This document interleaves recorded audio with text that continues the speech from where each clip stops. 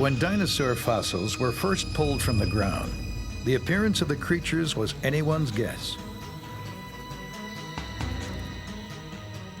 And how they lived was beyond comprehension.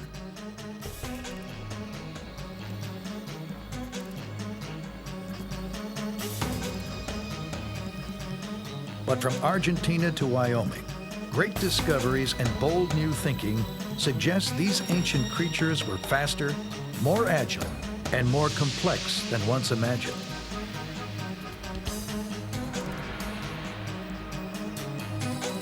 "65 million years after the last dinosaurs vanished, they're more popular than ever. They've escaped from museums and invaded our popular culture, spawning a renaissance of the dinosaurs."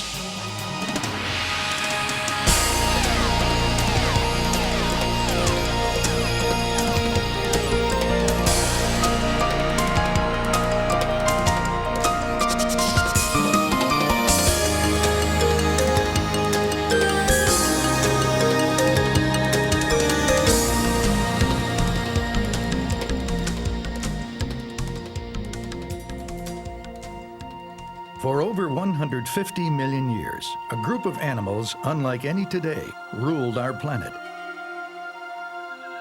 The dinosaurs. Their great success demands that we understand them. But their remains are silent. Today, scientists like Jack Horner are struggling to find what they were really like. Horner is one of the paleontologists responsible for redefining our modern image of dinosaurs.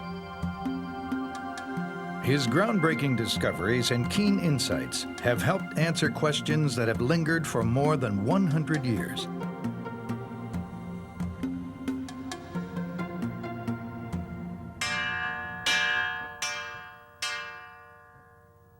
His pioneer status attracts volunteers from all over the United States to Montana for his crash course in dinosaur excavation. The students live in traditional Native American teepees, designed to withstand howling winds that sweep off the nearby Rocky Mountains. Horner believes that the focus of paleontology is changing. Instead of settling for knowing what dinosaurs looked like, we now need to know how they lived. In the old days, people were looking for display pieces. They were looking for things to put in museums. So they would go out, they would find a dinosaur. They were looking for individual dinosaurs, and they were looking for something big. So they'd go out, they'd find a dinosaur, they'd dig it up, they'd bring it back, they'd prepare it, they'd put it on display, and then they'd go look for another one. And they weren't doing science. It was more in line with sort of the P.T. Barnum spirit. Nowadays, most of us, I think, are very interested in how dinosaurs lived. In the 1970s, Horner's research led him to the debate over the link between dinosaurs and birds, an issue that's nagged paleontologists almost since the beginning of the science. As early as 1839, dinosaurs were classified as reptiles, even though some had hip bones like modern birds. Not much was made of the similarity until 1861, when an astonishing fossil was pulled from a German quarry. Named Archaeopteryx, it looked like a small dinosaur, but with one major difference: it had feathers. Some scientists would later declare it the missing link between birds and dinosaurs.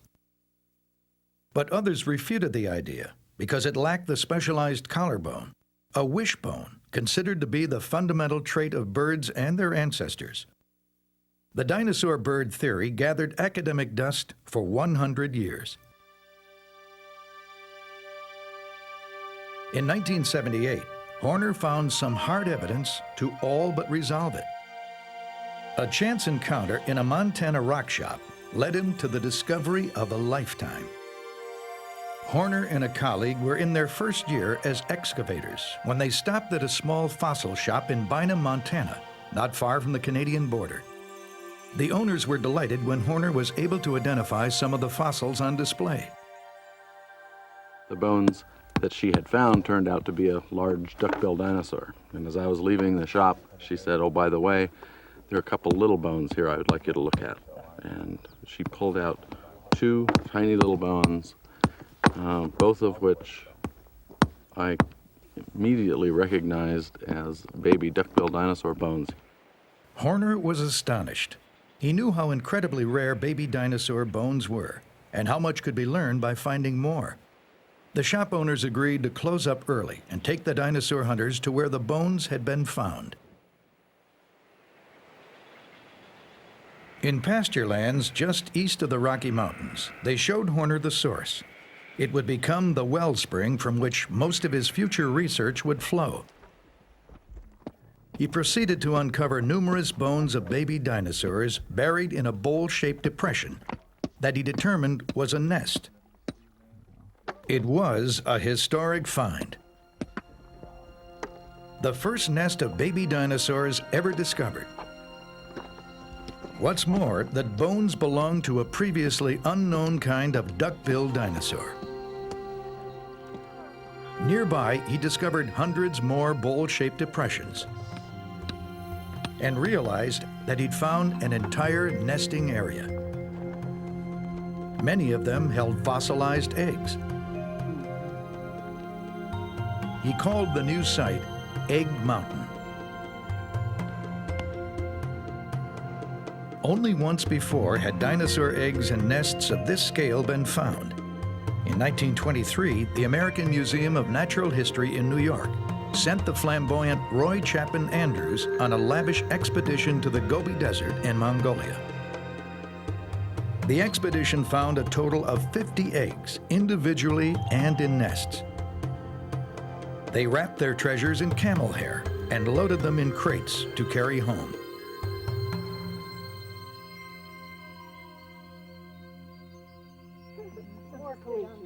Horner's find was even more impressive. It yielded eggs, babies, and for the first time, actual dinosaur embryos inside their eggs, 70 to 80 million years after they were formed. The discoveries gave him the chance to study the development of dinosaurs from embryo to hatchling to adult. Much of his research focused on one question.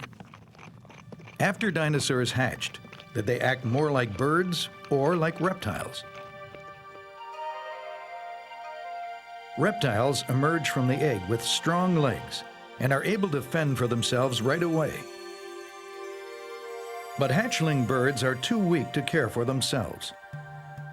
A parent must remain at the nest, feeding them until they can stand on their own, a significant behavioral difference. Horner suspected that at least some dinosaurs cared for their young, as birds do.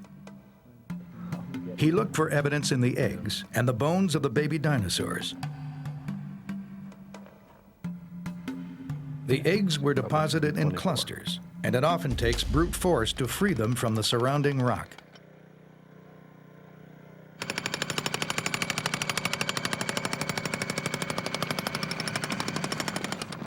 A more delicate touch is used to scrape away the finer particles.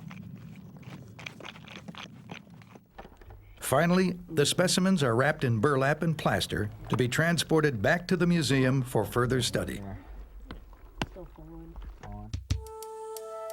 In the lab, Horner and his colleagues began experiments to determine if baby dinosaurs could stand on their own when they emerged from their eggs. They needed to look at the structure of the hatchling's leg bones. Strong bones meant they could stand on their own and leave the nest like reptiles. Weak bones would suggest more helpless, bird-like behavior. Could a discovery combined with ingenuity bring us closer to understanding dinosaurs?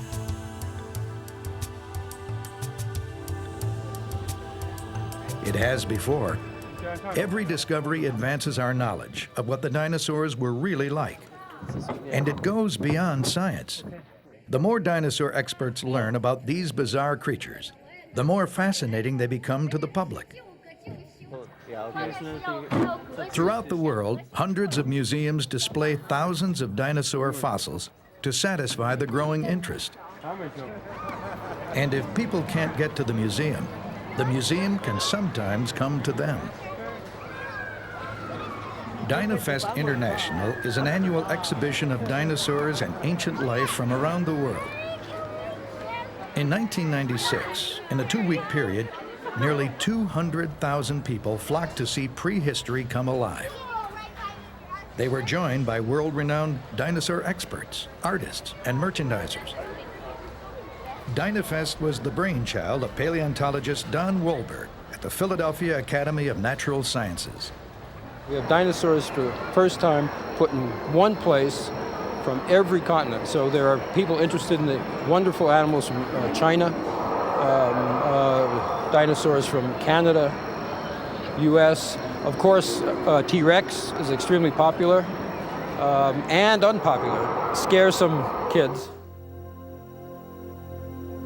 Scaring kids and adults alike are the recent Jurassic Park movies, which have tallied the highest box office receipts of all time.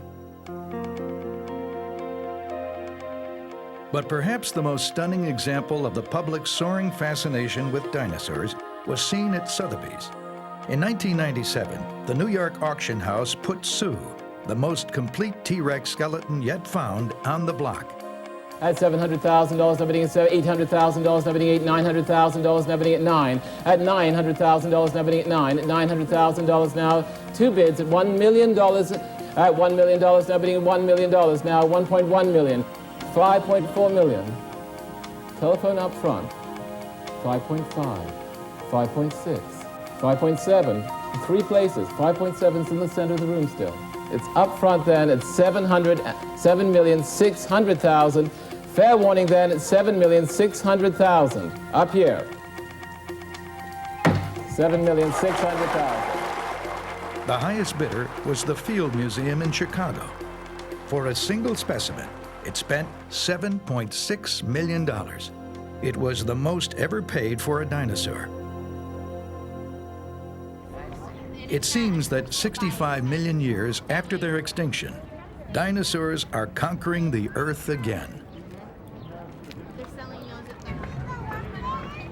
Today, what remains of these once flourishing creatures is enough to draw huge crowds and excite the imaginations of scientists and the public alike. If I were a dinosaur, which dinosaur would I want to be? The biggest one. If I was a dinosaur, I think I would want to be Tyrannosaurus Rex.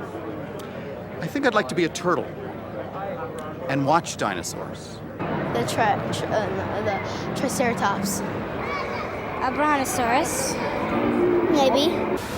T-Rex. For me, they were the hook that captured me in a career in science. And among the topics I care about are dinosaur extinction, how they lived, what they ate, recreating worlds of the ancient past. DinoFest is just one of the latest events that brings the dinosaurs world back to life.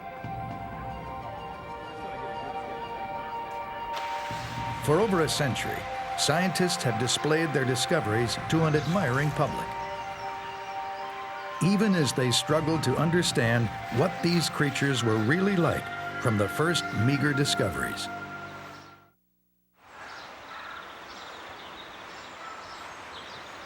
The first public display of dinosaurs was in 1854. It occurred at Crystal Palace Park, just outside of London. Some 40,000 people came to see life-size sculptures of long-vanished creatures. On the banks of a man-made lake stood replicas of many ancient animals. And on islands lurked the most popular sculptures by far, the dinosaurs. Huge and hulking. For the first time ever, scientists had collaborated with artists to put flesh on their bones. Each reconstruction represented the best that science had to offer.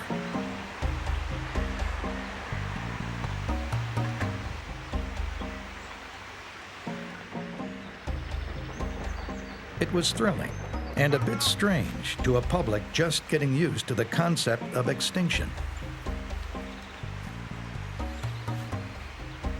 Recreating three-dimensional sculptures from the bones of extinct animals had been a tremendous undertaking. English sculptor Benjamin Hawkins was hired to build the creatures under the supervision of scientists. But very few dinosaur bones had been found by 1853, so the sculptures required some educated guesswork. Hawkins used a mix of creatures as his models: lizards, crocodiles, and rhinoceros. He labored for years on the project. As it neared completion, he held an unusual dinner party. Distinguished guests were served inside the belly of an unfinished dinosaur model. Hawkins had good reason to celebrate. The Crystal Palace exhibition became the crowning glory of a new science that was just beginning to understand dinosaurs. Through the ages, people had probably always come across dinosaur fossils, but had no idea what they were. In the 3rd century AD, dinosaur bones discovered in China were thought to be the remains of dragons. Ancient Greeks believed they were from a race of giants. It wasn't until the 18th century that Europeans, on the brink of the Industrial Revolution, started to question what the strange bones found in their mines and quarries were all about. When the first bones were found, the idea of extinction and the age of the Earth were virtually unknown. No one understood where the bones could have come from or how old they were. But the work of a few leading scientists would soon provide an explanation.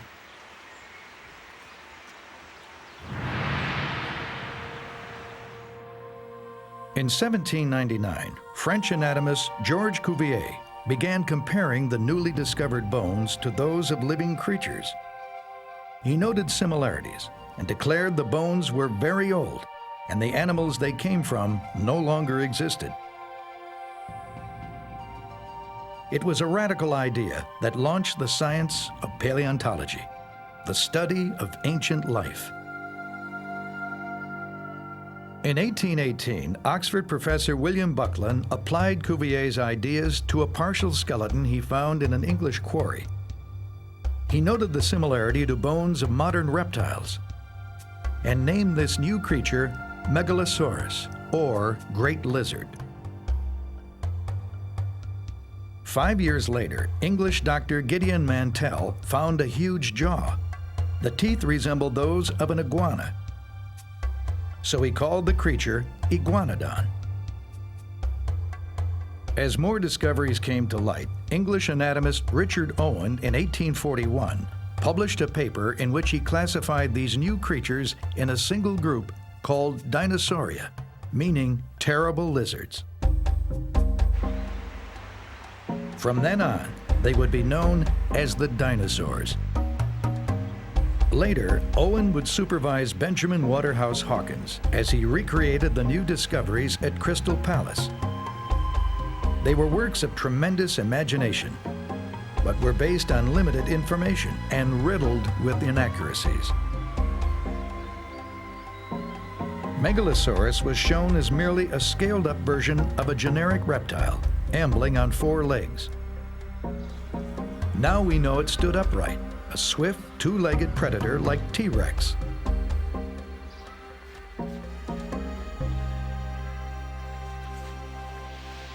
Iguanodon was also shown as a 4-legged behemoth, with a spike on its nose. Today we know Iguanodon ran on 2 legs. The horn on its snout was actually a defensive spike protruding from its thumb. The sculptures, more fanciful than real, created an image of dinosaurs as giant, lumbering lizards. But the creators of the Crystal Palace exhibition did the best they could with the little information they had. In the following decade, the picture of dinosaurs would begin to change. Across the Atlantic, knowledge of dinosaurs grew with the discovery of more fossils.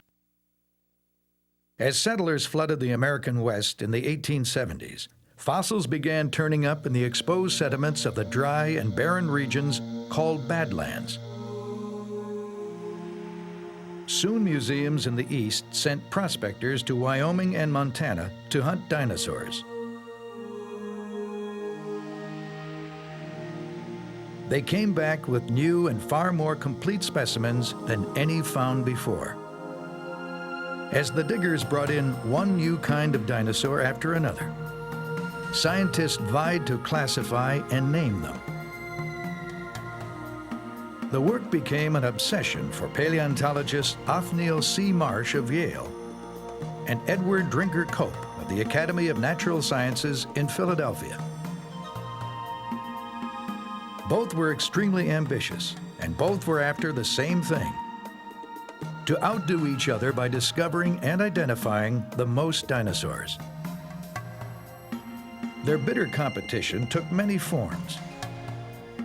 In 1868, Marsh pointed out that Cope, in a scientific journal, had put the head of the giant sea reptile Elasmosaurus on the wrong end. Mortified by his mistake, enraged at Marsh, Cope tried to buy back all copies of the journal before they reached his peers. When a new fossil bed was uncovered in 1877 at Como Bluff, Wyoming, both Cope and Marsh sent crews to stake their claim.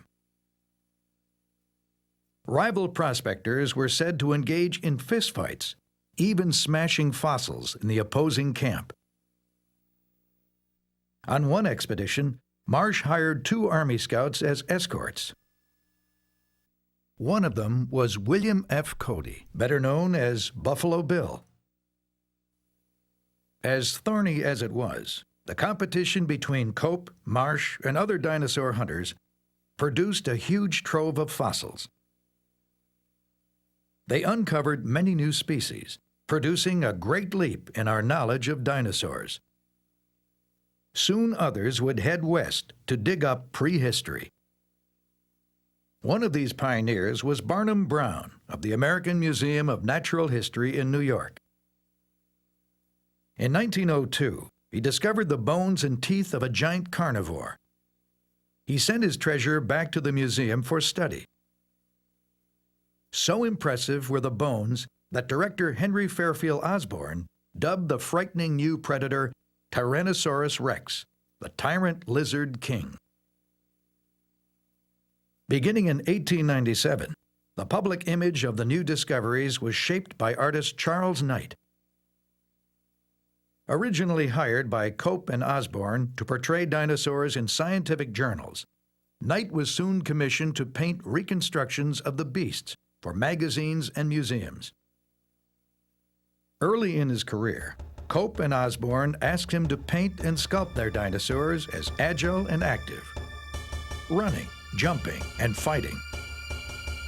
Quite a change from the Crystal Palace dinosaurs. By the 1920s, the idea of dinosaurs as quick and dynamic caught Hollywood's imagination, as seen in The Lost World in 1925. The depiction, though loosely based on scientific theory, was probably chosen more for its thrill potential. By the 1940s, for some unknown reason, science had returned to its previous view of dinosaurs as slow-moving, cold-blooded, and dim-witted. Knight reflected this view in 1942 when he wrote and illustrated an article for National Geographic magazine. He described the dinosaurs as harmless and stupid and showed them lumbering across the landscape, dragging their tails or wallowing in swamps. Soon, pop culture would embrace that image. Moronic, plodding dinosaurs began turning up around every corner. But in the last 20 years, our knowledge has soared with the bounty of new fossils.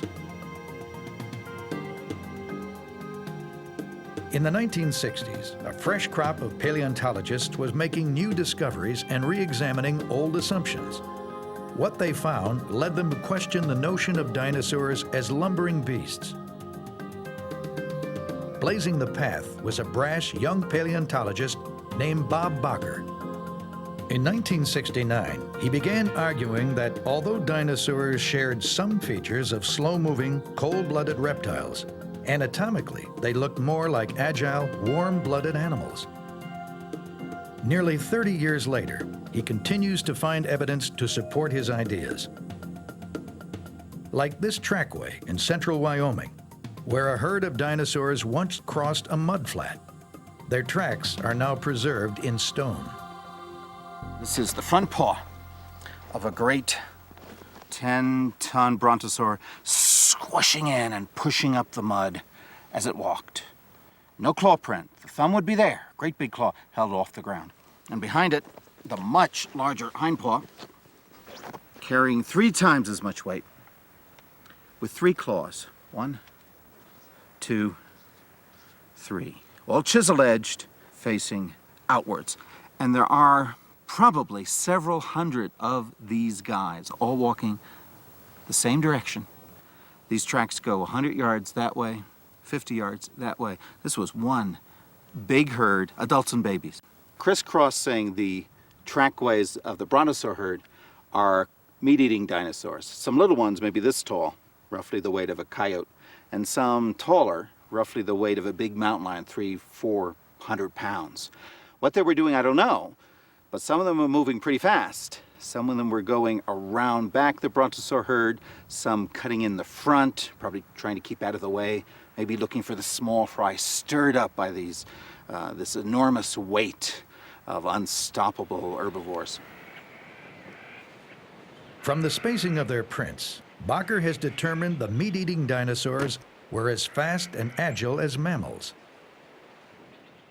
There's a simple equation that lets you calculate how fast these dinos were going, if you know how tall they were and how long the stride was. Now this meat eater, it's about as tall as I was. Look at this. Can barely do that. I can't walk comfortably with that stride. This guy was running. He was going about 14 miles an hour. Some of the tracks that have been found nearby indicate speeds of up to 40 miles an hour in spurts, and the average speed of all these meat eaters is 7 miles an hour. That's a good clip. That's the clip that coyotes and wolves and hunting dogs and hyenas use when they're scurrying around looking for food. That's a hot-blooded pace.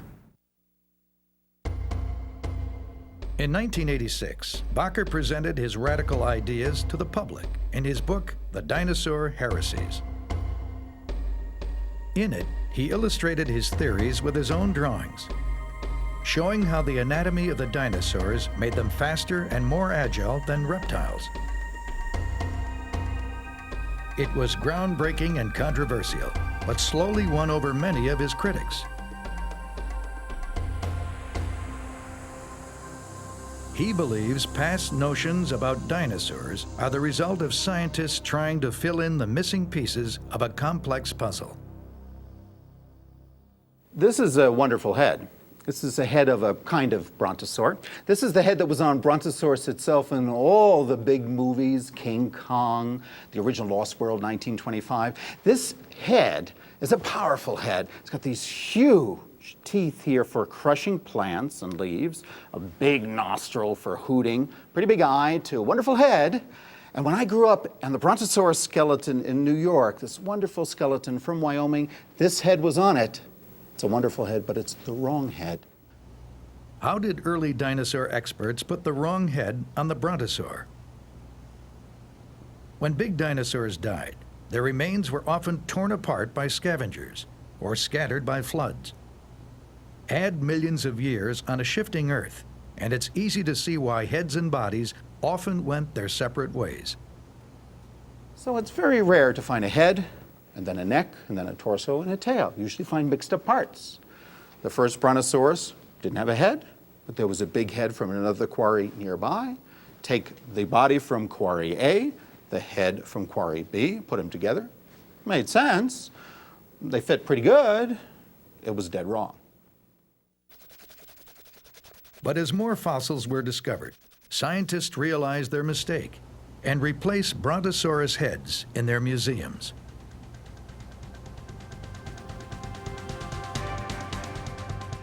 Bakker's hunting ground is Como Bluff in central Wyoming. He returns every summer to search for more dinosaur relics. He's joined by groups of graduate students hoping to make their mark in the field. They'll likely have little to show after a long day in the blistering heat. It's the possibilities that drive them on. The chance to discover a completely new dinosaur, or a complete skull or skeleton. If they're lucky, their finds will add to the continuing wealth of fossils that began in the early 1800s. As the evidence accumulates, new theories are formed, old ones discarded. From sluggish behemoths to fleet-footed upright racers. From cold-blooded to warm-blooded, dinosaurs continue to fascinate as our picture of them becomes clearer. While Bakker was redefining our ideas about the creatures, Jack Horner was in his lab, solving the most compelling dinosaur mystery of all.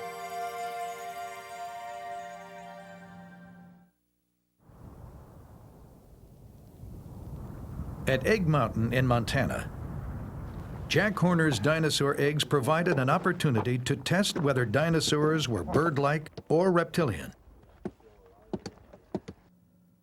He took his treasure to the Museum of the Rockies in Bozeman and devised an experiment. The answer to his question was written on the bones of the dinosaur hatchlings. If the leg bones were weak, the baby dinosaurs would need parental help, indicating bird-like behavior.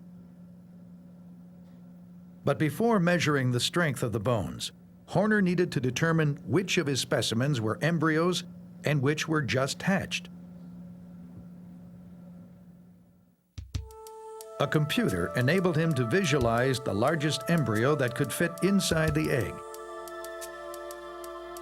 Any that couldn't fit must have been hatchlings. Once he identified a hatchling leg bone, he cut a thin cross-section of it. From its microscopic structure, he could determine if it would have been strong enough to bear the creature's weight. He concluded these baby dinosaurs were too weak to stand on their own. They depended on their parents to care for them. Bird-like behavior, never heard of in dinosaurs before. He appropriately named the new dinosaur Maiasaur, the good mother lizard. With his new knowledge about Maiasaur behavior, Horner headed back to Egg Mountain. After years of digging, he concluded that 80 million years ago, the surrounding area was a giant dinosaur nursery. Adult Maiasaurs must have shuttled back and forth to feed their young. It would have been as crowded as the nesting colonies of many seabirds today.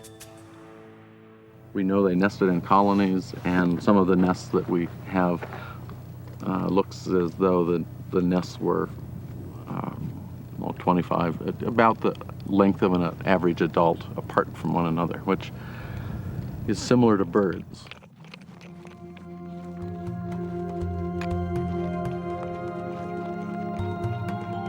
From his study of nearby sediments, Horner believes Egg Mountain was once an ancient island, surrounded by a shallow lake, which helped protect the babies from predators. Dinosaurs may have waded out to the island to lay eggs and tend to their young until they were strong enough to leave.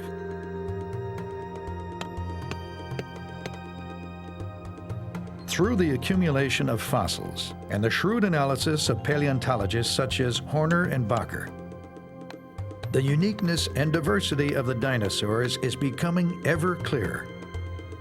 They were bird-like without being birds, reptilian without being reptiles. The question remains, When did these innovations begin? The answer may lie in the Valley of the Moon. Today, 65 million years after the last dinosaurs disappeared, their fossilized bones are being unearthed. Though the rocks are slow to give up their treasures, scientists have discovered over 330 members of the dinosaur clan.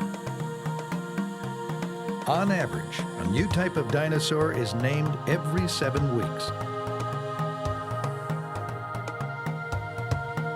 At the foot of the Andes Mountains in Argentina lies a rugged, barren landscape known as Ischigualasto. In English, the Valley of the Moon. 230 million years ago, this was a dense and shady forest. Stalking through it were small but menacing creatures, the first known dinosaurs. Buried here, along with their bones, is the secret of their dominance.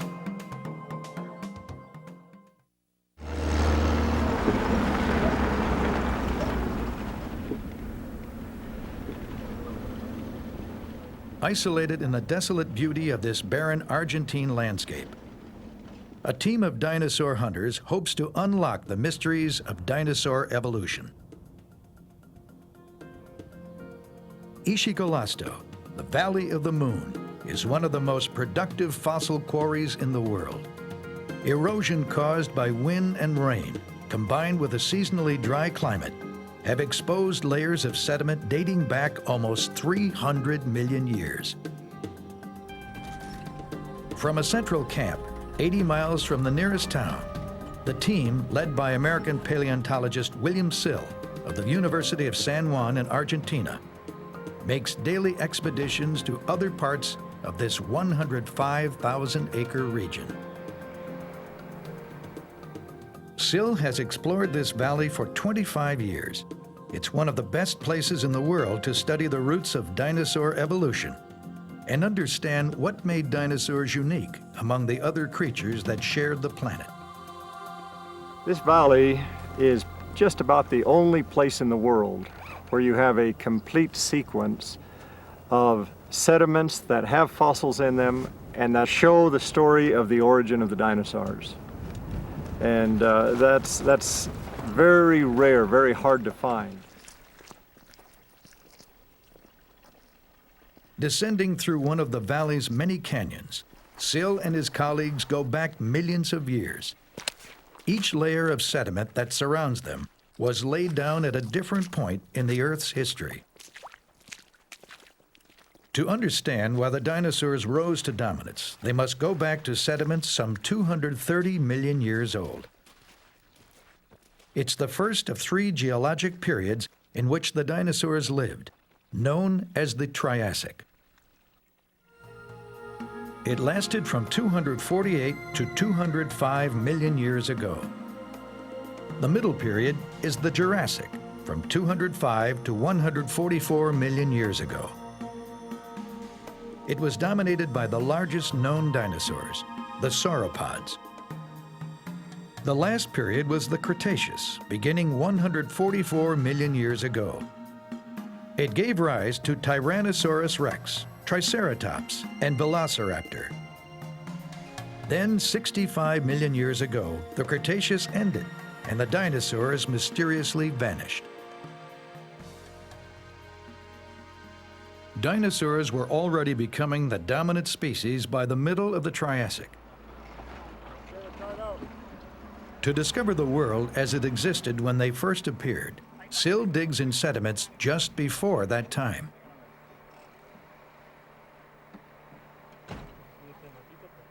The dominant creatures of this earlier period were reptiles that had begun to acquire some features of modern-day mammals.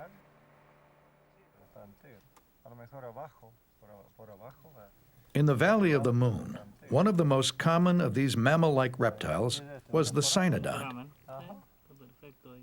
This is the skull of a cynodont, one of the mammal-like reptiles, very common here, possibly an omnivore, probably a vegetarian. When you look at the skull, this is how we find them. And it doesn't look like much at first, but if you look closely, you can see the outline of the eyes here, the snout down here, and back here, the large temporal openings where the muscles that pull the jaw together came up through. And here's actually part of the lower jaw sticking up through this opening. Now these were on the line to mammals. They have some of the characteristics of mammals. Mammal-like reptiles sprawled low to the ground like reptiles. With larger brains and complex teeth like mammals. They seemed to be well on their way to becoming the dominant animals that mammals are today. But then their future was jeopardized. To find out how, Sill takes his expedition higher up the eastern slope at Ishigolasto. The Red Cliffs hold sediments from the final years of the Triassic period. Here, mammal-like reptile fossils are almost non-existent. In their place are the bones of a new kind of creature, the dinosaur. What happened? Part of the answer comes from one of the earliest dinosaurs found here, Herrerasaurus, dating from 225 million years ago. It had all the tools necessary to trounce its rivals, the mammal-like reptiles.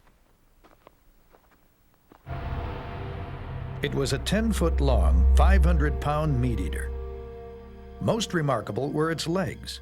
Its unique knee and hip joints allowed it to move on 2 feet, a bipedal stance that gave it the agility and speed to surpass the low-slung, mammal-like reptiles. It also freed up its forelimbs. He was bipedal, so his forelimbs were used for grasping, raking, tearing apart the prey.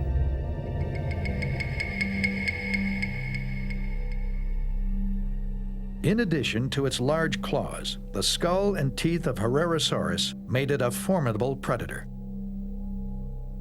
The things that make him a good dinosaur are these big teeth with serrated edges like a steak knife. And of course the major feature is this secondary jaw joint right here, a sliding jaw joint that allows the tooth-bearing part of the lower jaw to open independently of the rest of the lower jaw that opens from back here.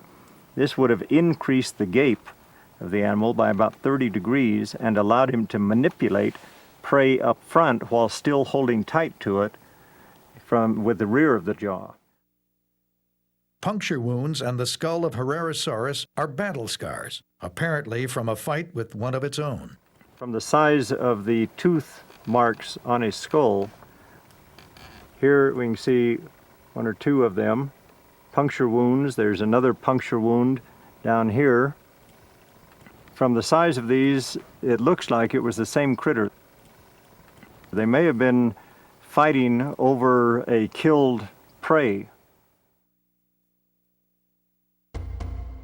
At the time it was discovered, Herrerasaurus was the most primitive dinosaur ever found. But since it had already developed features similar to later meat-eating dinosaurs, it couldn't have been the first. Instead, it was believed to have been a very early stage in the evolution of carnivorous dinosaurs like Tyrannosaurus rex. The search continued for an even more primitive dinosaur. In October 1991, one of Sill's graduate students, Ricardo Martinez, found one. His team uncovered the bones of a dinosaur roughly 3 feet long, barely the size of a dog. It was found in sediments 228 million years old, practically the dawn of the dinosaur age. It was named Eoraptor, the Dawn Stealer. Since then, Sill's group has found 6 more. This is a skull of Eoraptor, tremendously important in the history of dinosaurs, because the teeth of this shows that it is a carnivorous dinosaur. The high, narrow skull, the large orbits tell us that it was an active predator. And one of the great things that tells us of its possible ancestor of all the carnivorous dinosaurs is this incipient jaw joint the second joint that allows it to manipulate prey. And that's a major characteristic of all of the later carnivorous dinosaurs. But it also contains the primitive features in the palate. It still has the old primitive teeth. So here we have what I consider to be an ideal ancestor for the later carnivorous dinosaurs. Living just before Herrerasaurus, Eoraptor had similar features, including a bipedal stance and serrated teeth. But its sliding jaw joint was much less developed. Even so, Sill believes it was a menacing predator that could overpower the mammal-like reptiles. He was fast, he was agile, and he was probably very vicious. Judging from modern crocodiles and birds, even, you know, if you've seen a rooster, or if you can imagine an ostrich who is a vicious predator with big teeth and claws instead of wings, chasing down a pig or some other animal across the plains, that's probably as close as we can come to visualizing Eoraptor as a predator. Eoraptor's features were similar to those of Herrerasaurus, but more primitive. Double-jointed jaws, serrated teeth, and an agile stance were too much for the slower, bigger-brained mammal-like reptiles to compete with. By the end of the Triassic period, dinosaurs had replaced them as the dominant animals. The dinosaurs were faster, were more agile, and were tremendous predators. In this case, it's a question of being fast or being smart, and the smart guys lost. Sill also discovered that the early meat-eaters had already developed hollow bones, a trait shared by modern birds. They were swift, light, bipedal killers. They cleared the path, allowing later dinosaurs to diversify, grow exponentially in size, and outcompete all other animals on land. This image of dinosaurs is far removed from the picture of them as oversized reptiles, first put forward at London's Crystal Palace Park in 1854. Science once pigeonholed dinosaurs as reptiles, but today we're seeing they shared features with birds and mammals too. They also had their own traits, unmatched by any living animals. Our growing knowledge of dinosaur behavior is now making it possible to bring these creatures back alive.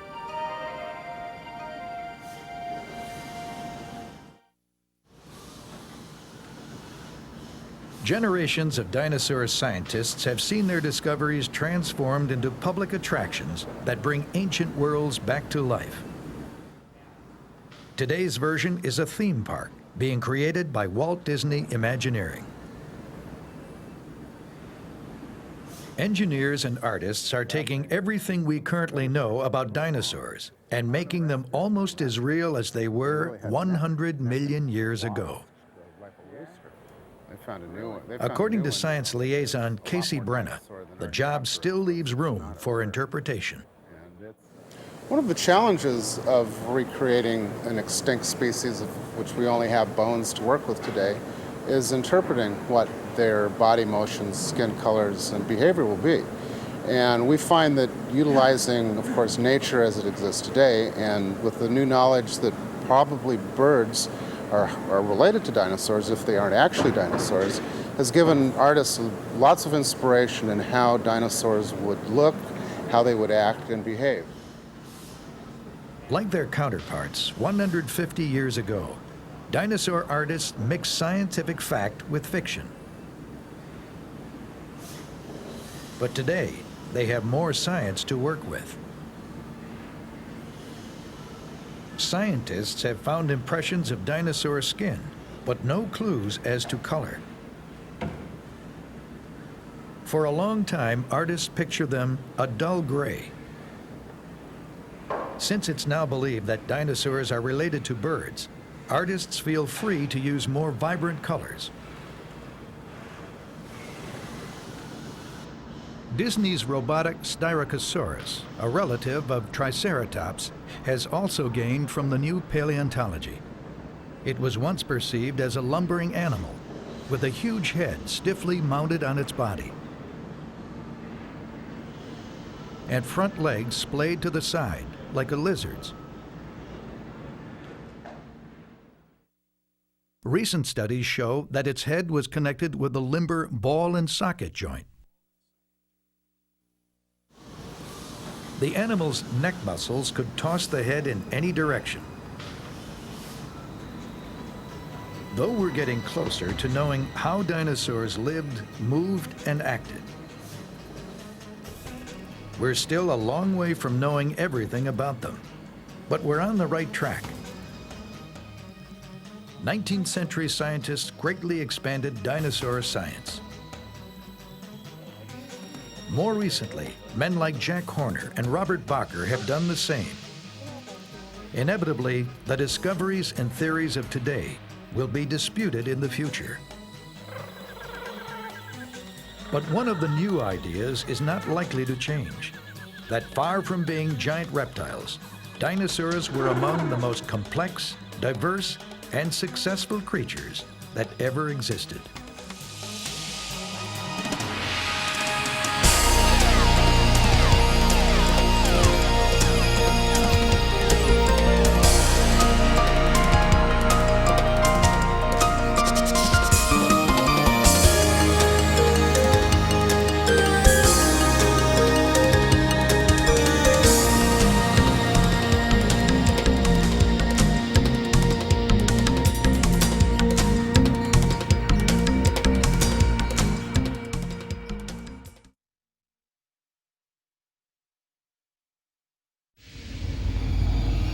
Millions of years ago, the forest thundered with the footsteps of giant dinosaurs. They were unstoppable and dangerous, at least to the plants. These were the herbivores. Today, dinosaur hunters are using new methods and sheer ingenuity to uncover the bizarre and clever ways plant-eating dinosaurs fended off attackers and devoured vegetation. Experts are revealing how some grew to be the largest animals that ever walked on Earth, and how others relied on magnificent and deadly armor as they struggled to protect themselves. As scientists probe deeper, they're finding out why these seemingly harmless plant eaters were the most plentiful and diverse of all the dinosaurs. Big or small, they ruled the land of the giants.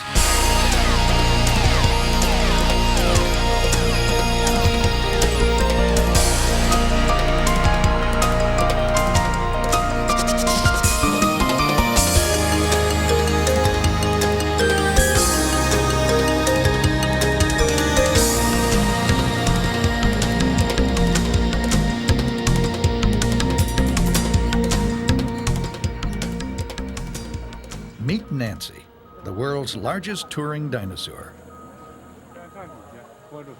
She arches 3 stories into the air, and soon she'll stretch longer than an 18-wheeler. Then she'll be center stage at DinoFest International, a traveling dinosaur exhibition. But first, a road crew must finish unpacking her 250 bones. More than half are real, discovered in Mongolia by a Chinese expedition. The rest are life-size casts.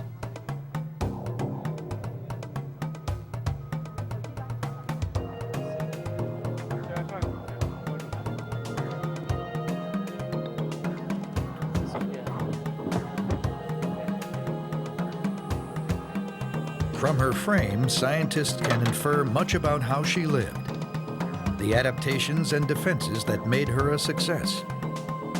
Her great size was her best weapon and most useful attribute. 8-foot ribs once walled in a stomach so big that massive amounts of food might spend days inside, being converted to energy. Long legs as thick as tree trunks could carry her crushing weight for miles with minimal exertion.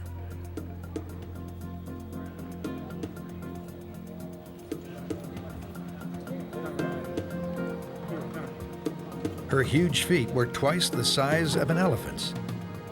As they pounded the ground, they left a trail of craters revealing clues to the way she moved and where she went. Nancy's one of a group of the largest dinosaurs called sauropods.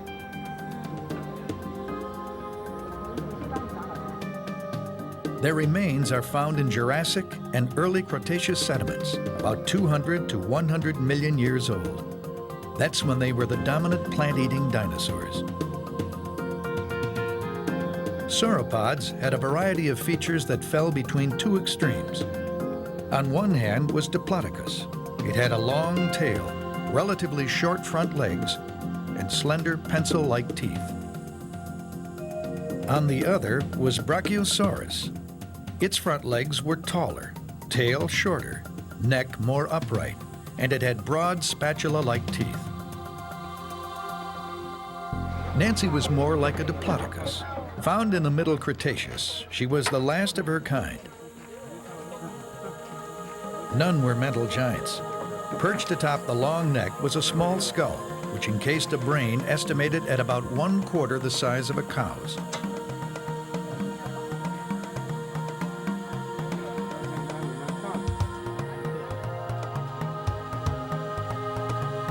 At the other end was a huge tail that could send attackers flying with a mere flick.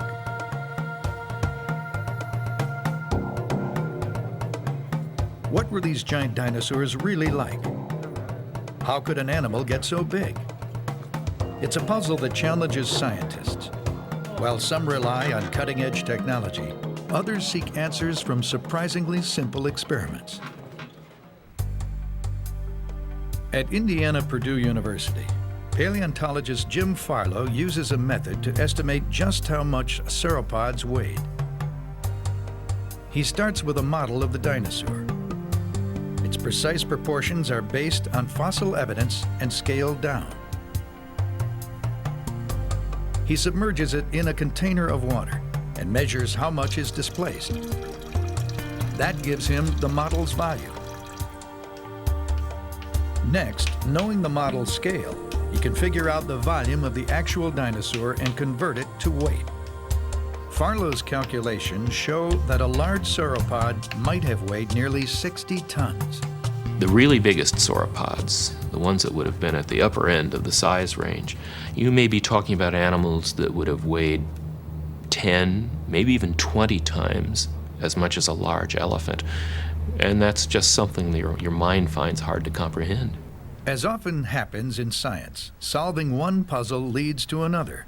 So the obvious question is, why were they able to get so big when very few land mammals have been able to do the same thing?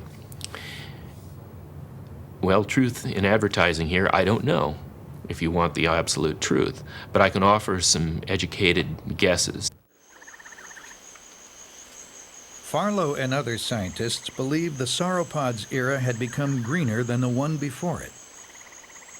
Evidence shows that carbon dioxide levels rose. Since plants use carbon dioxide as food, plant life flourished. With more food to eat, sauropods could grow to enormous sizes. But Farlow thinks these plants were low-grade and nutrient-poor. How then did sauropods grow and stay huge on such inferior food? To learn more about large plant-eating animals, Farlow is visiting Jed Friel's farm in Auburn, Indiana. Jason's up there. You want to ride along? Yeah, sure. He'll get the gates for us.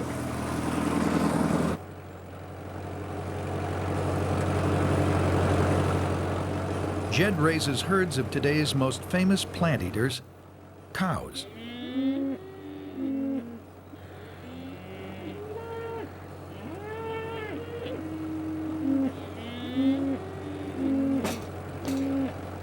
How much of that would one cow need in a day? Well, you know, it takes about a half a bale a day per cow, is what we kind of figure in the wintertime. We like to see them have about 25 pounds of hay per cow to get them through the winter every day. Digesting hay is a complicated matter. Once it's swallowed, it's softened in one of the cow's 4 stomachs.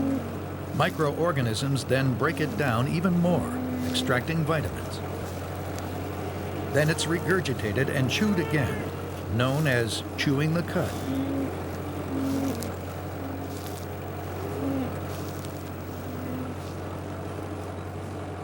Sauropods also had help digesting.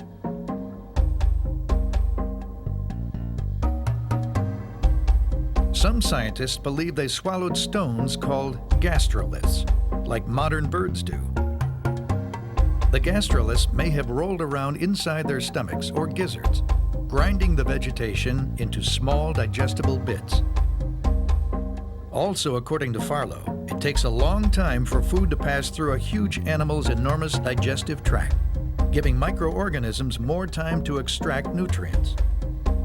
So sauropods could digest even the poorest quality plant material.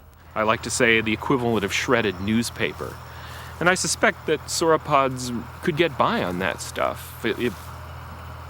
They were among the best herbivores that have ever lived, I suspect, in their ability to survive on really crummy food. Sauropods were built to eat. They took full advantage of whatever plant life grew around them. But how much food did one of these giants eat? Well, if Jed was feeding sauropods instead of cows, he'd probably need a lot more land. Jed was telling me that a 1,000-pound cow, if we were going to pasture it, about 10 acres, which is about the size of the field that we've got around us here. If we want to compare that with what a sauropod is doing, a 50-ton sauropod that's warm-blooded, you're probably looking at something like 270 acres, which is basically a little bit farther than as far as you can see from this hill we're on. A single sauropod could consume almost 700 pounds of vegetation in a day. That's if it were warm-blooded. But not all scientists are convinced dinosaurs were warm-blooded. In fact, Farlow thinks warm-blooded sauropods would have devastated plant life so fast, nothing would have been left for them to survive on. So they must have been cold-blooded. Warm-blooded animals like cows need to keep their internal temperature high by eating lots of food. Cold-blooded animals like lizards rely on the sun for warmth and eat less. If cold-blooded, a sauropod would still need to eat almost 250 pounds of plants every day. Whether warm-blooded or cold, sauropods must have had voracious appetites.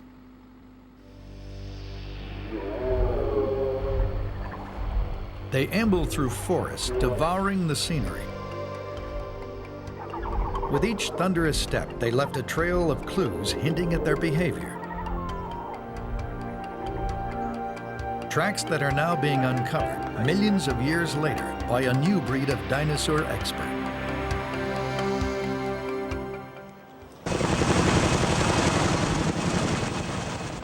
Flying high in the sky, dinosaur expert Christian Mayer has spotted traces of huge dinosaurs in a Swiss mountain range known as the Jura, the place where the Jurassic period of the Age of Dinosaurs got its name. He's discovered dinosaur trackways here, covering an area 3 times the size of New York City. It's called a mega track site.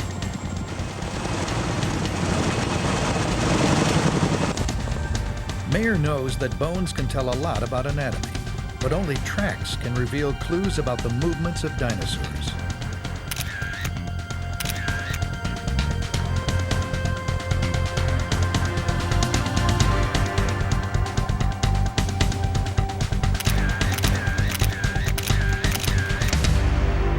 Mayer also knows that it takes years of experience to interpret tracks.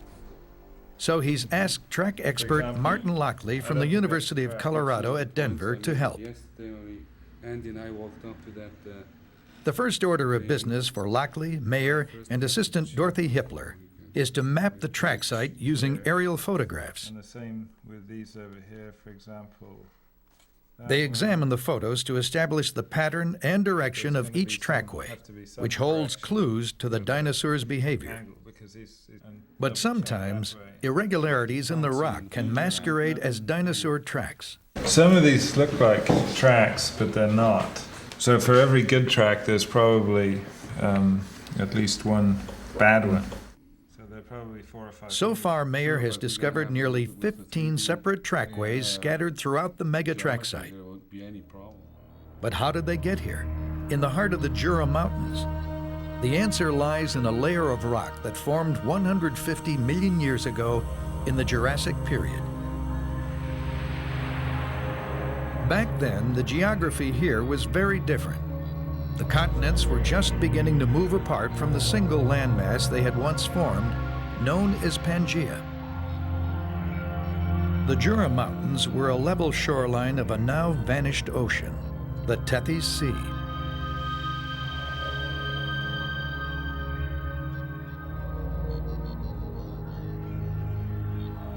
After dinosaurs trampled a soggy shoreline, sun and wind dried their tracks, which hardened like concrete. The next rainstorm or flood deposited a layer of sediment over the tracks, preserving them. Then, 15 million years ago, as the land masses continued to shift and collide, the shoreline was pushed upward, forming mountains. Sediment covering the tracks eventually eroded, revealing the fossilized prints. Today, Christian Mayer and his team of trackers are piecing them back together step by step. Oh, like the slab is still dry, that's okay. Among his most recent discoveries are trackways at a quarry near the town of Moutier. Yeah, I wanted to set the rope up there where the casting people come. I think the oldest one. Andy, if you have the After the aerial photographs, the team must examine the tracks up close. So they've pounded rappelling bolts into the rock to pull themselves up.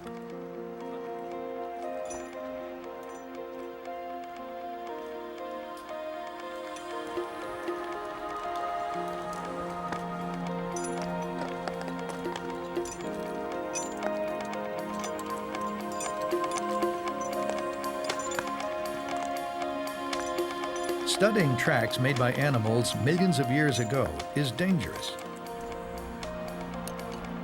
To Martin Lockley, the risks are worth taking. He's after the thrill of the hunt. It really is like being a tracker of modern animals. It's like following a creature that passed by yesterday sometimes. You feel that it's much more recent, you know, time doesn't mean anything.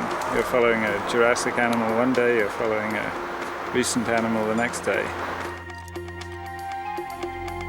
Clinging to the rock, Martin and Dorothy give each massive footprint individual attention. To the trackers, the footprints are snapshots of living, breathing creatures. And we're used to thinking of dinosaurs as skeletons, but these are the evidence of the living animal in motion. People have referred to them as motion pictures of dinosaurs, so they're a very dynamic type of evidence. We can see with the sauropod track, for instance, it had a big fleshy foot like an elephant. So the first thing we learn is the shape of the feet, not the shape of the bones in the foot skeleton that we see in the museum, but the actual shape of the feet. The prints are scrutinized to identify the kind of dinosaur that made them. These impressions lack fine detail, but their round shape and large size, up to 3 feet across for the hindprints, show that they were made by the burly footpads of sauropod dinosaurs. Next, stride length is measured to figure out how fast the dinosaur was moving. The prints of a slow-moving animal are fairly close together. As it accelerates, its stride lengthens. The distance between the prints and average leg lengths known from skeletons are used to calculate speed. Mayer has determined that these massive creatures were sauntering at about 5 miles per hour, the average walking speed of an elephant. Track sites like these have also changed the way we think about sauropods. When their bones first appeared in the 19th century, scientists speculated that the creatures they belonged to lived in swamps. Water must have provided the buoyancy necessary to carry such enormous weight. And because it was thought that dinosaurs were related to reptiles, some believe they crawled low to the ground, dragging their tails like crocodiles or lizards. But trackways have told a different story. The lack of tail drag marks shows that the animals walked with their tails in the air. The narrow width between each footprint shows they walk with their legs directly beneath their bodies, like modern elephants, a stance that could support their tremendous weight without the help of water. Until now, mapping dinosaur tracks has been a low-tech operation.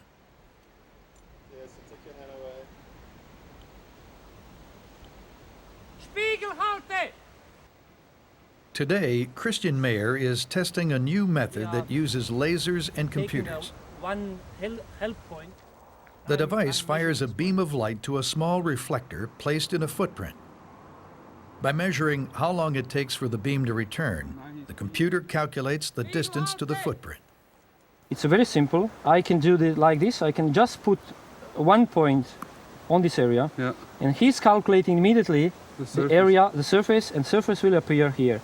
I'm looking forward to the results. I Okay, think this will be a great thing. The depth of each print is also recorded. From the data, the computer will generate a 3D contour map of the site. Yes, I can measure whole step. Because prints of the same depth were made at the same time, Mayer will be able to single out an individual trackway from multiple crossings with the click of a mouse.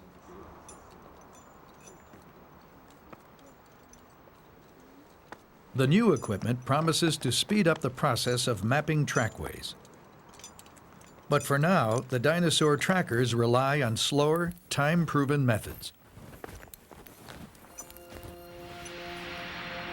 After photographing and measuring the track site, a better picture of what the giant dinosaurs were doing at the ancient shoreline is emerging. The surface of the wall appears to be trampled over many times.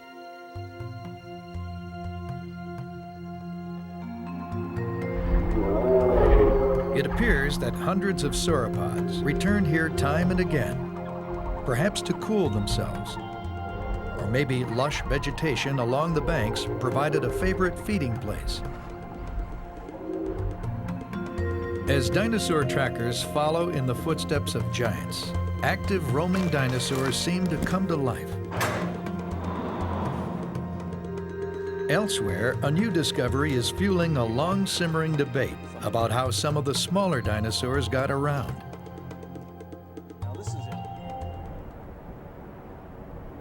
These are the Badlands of North Dakota. 80 million years ago, this region of North America was crisscrossed by rivers and streams, a lush lowland leading to the edge of an inland sea. Throughout this land roamed the most exotic of plant-eating dinosaurs, Triceratops.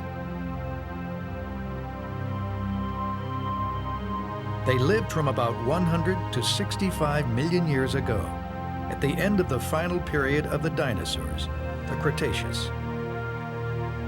Like most other dinosaurs, they were smaller than the sauropods, but they were large animals in their own right. Some grew as big as a bus. Triceratops was a member of a family of dinosaurs called ceratopsians, creatures armed with a variety of sharp horns and large fan-like shields. But beneath all that remarkable armor is a heated debate that has simmered since these creatures were first discovered. How did they stand? It began in 1896, when the first known illustration of a ceratopsian skeleton appeared on a poster of specimens from Yale's Peabody Museum. The creature was shown with its front legs straight underneath, in an upright stance, like a rhinoceros. But it was a guess.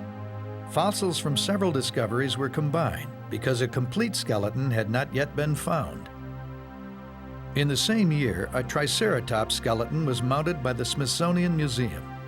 Also a composite, it was shown in a sprawling stance, front legs bent crocodile style. To many, an upright stance implies an agile, warm-blooded dinosaur that could charge attackers. A sprawling stance means an animal that's slower, more reptilian, and possibly cold-blooded. With no way to resolve the issue, ceratopsians have been depicted both ways for years.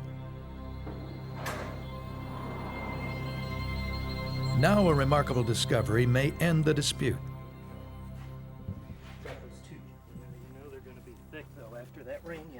In the summer of 1994, William Gartzka, a biologist from the University of Alabama, and paleontologist David Burnham found a fascinating triceratops in the Badlands of North Dakota.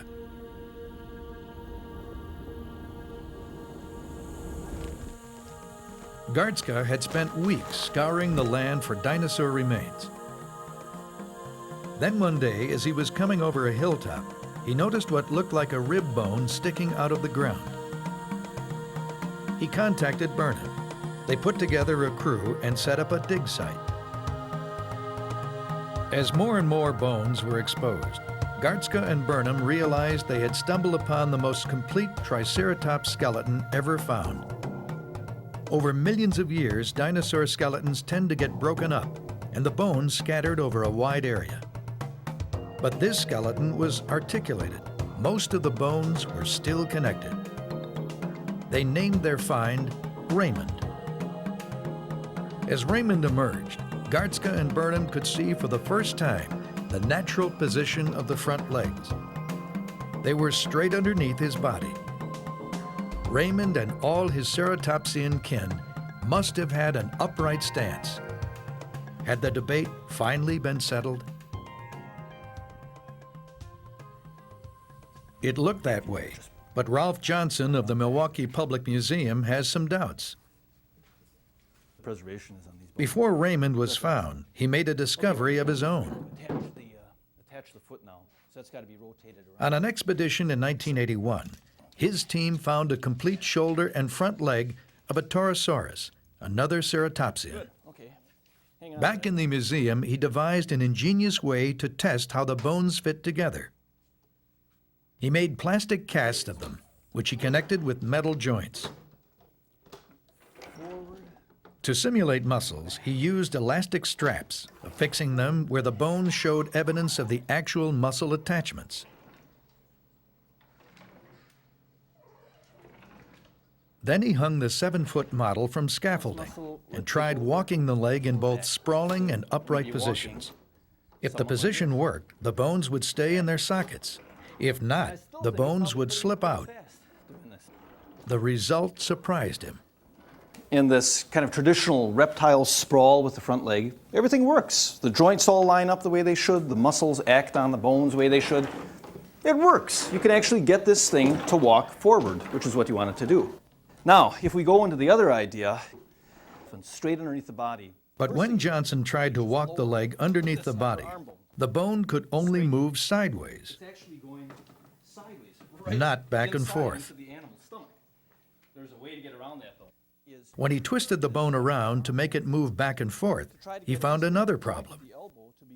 Well, now you've got the elbow going in the right direction toward the head of the animal. But now our dinosaur looks a little bit like Popeye with the foot pointing out to the side. So this thing is going to be walking like this. Actually, it won't be walking at all. There's no way biomechanically to get this animal to move forward by putting these legs directly underneath the body. According to Johnson's experiment, the case was closed. Ceratopsians must have sprawled like crocodiles.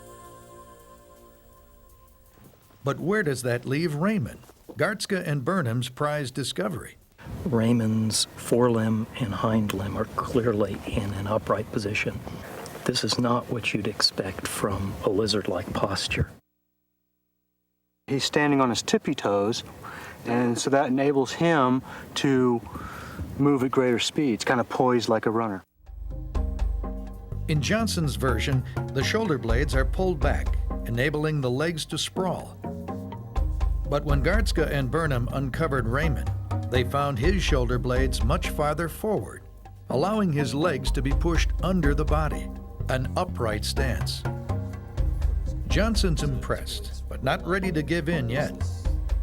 Raymond's bones await further study. Once scientists have had a chance to thoroughly examine them, then the question may be settled. Johnson's already confident about the results. And I'm glad about Raymond because it's a complete leg. It even has the bones in the hand. We know it's from one individual. And now what they can do is actually try to put those legs together, to put those bones together. And I'm pretty confident that they're going to find that once they try to articulate those bones, get the balls and sockets to line up, that they're not going to be able to get them underneath the body. And you can see here With a stance that hints at his behavior, Raymond clutches the secret to how his kind lived. Meanwhile, innovative use of medical technology is revealing how a dinosaur 80 million years older may have died. Stegosaurs were innocent-looking dinosaurs that feasted on Jurassic vegetation about 145 million years ago. But should the need arise, these generally docile creatures had the equipment to defend themselves against predatory dinosaurs. Plates along its back intimidated enemies by making the stegosaur appear larger than it really was, and lethal spikes at the end of a powerful tail could fend off the toughest opponents. But even though the spikes were as lethal as daggers, it seems they could also be a point of vulnerability.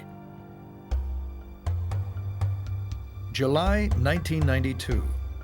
At a remote location in Colorado, an unusual stegosaur skeleton was uncovered. Trapped at the bottom of a deep gully lay one of the most complete specimens ever found. With most of its bones still embedded in rock, it was prepared for transport out of the canyon. It'd be better to leave. Earlier in the excavation, paleontologist Ken Carpenter and his team discovered that the otherwise well-preserved skeleton had a deformed tail spike. It piqued their curiosity. But before they could study it, they'd have to get the stegosaur to the lab. As the final layer of rock was removed, the team faced a problem. The encased skeleton was too heavy to lift. Determined to get it out, they called in reinforcements. A U.S. Army helicopter was sent in to airlift the remains out of the ravine. They could then be taken to the Denver Natural History Museum, where Carpenter could give them a thorough examination.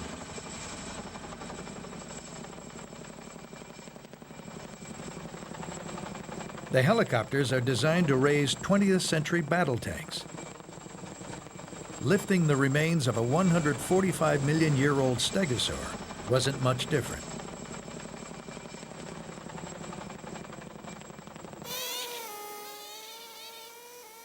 Back in the museum's lab, technicians painstakingly removed the bones from rock.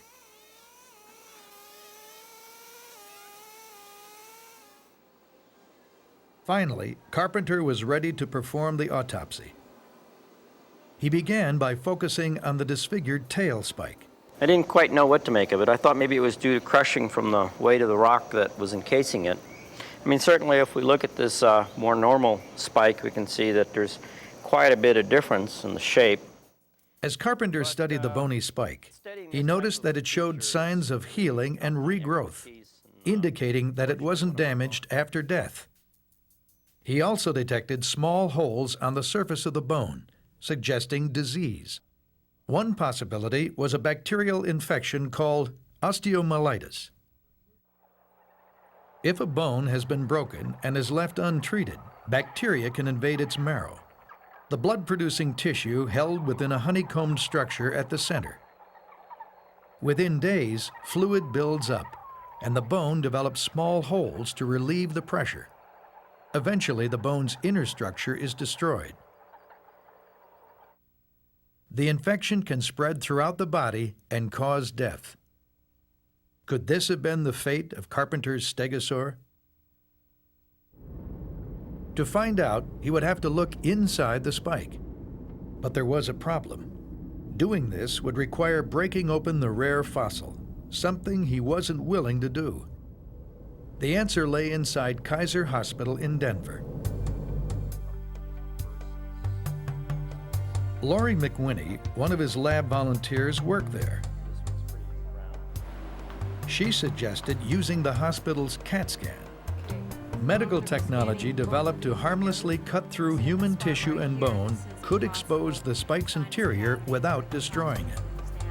I want to see if we can see some detail in that area. Okay. First, they scanned a normal spike, the kind found on healthy stegosaurs.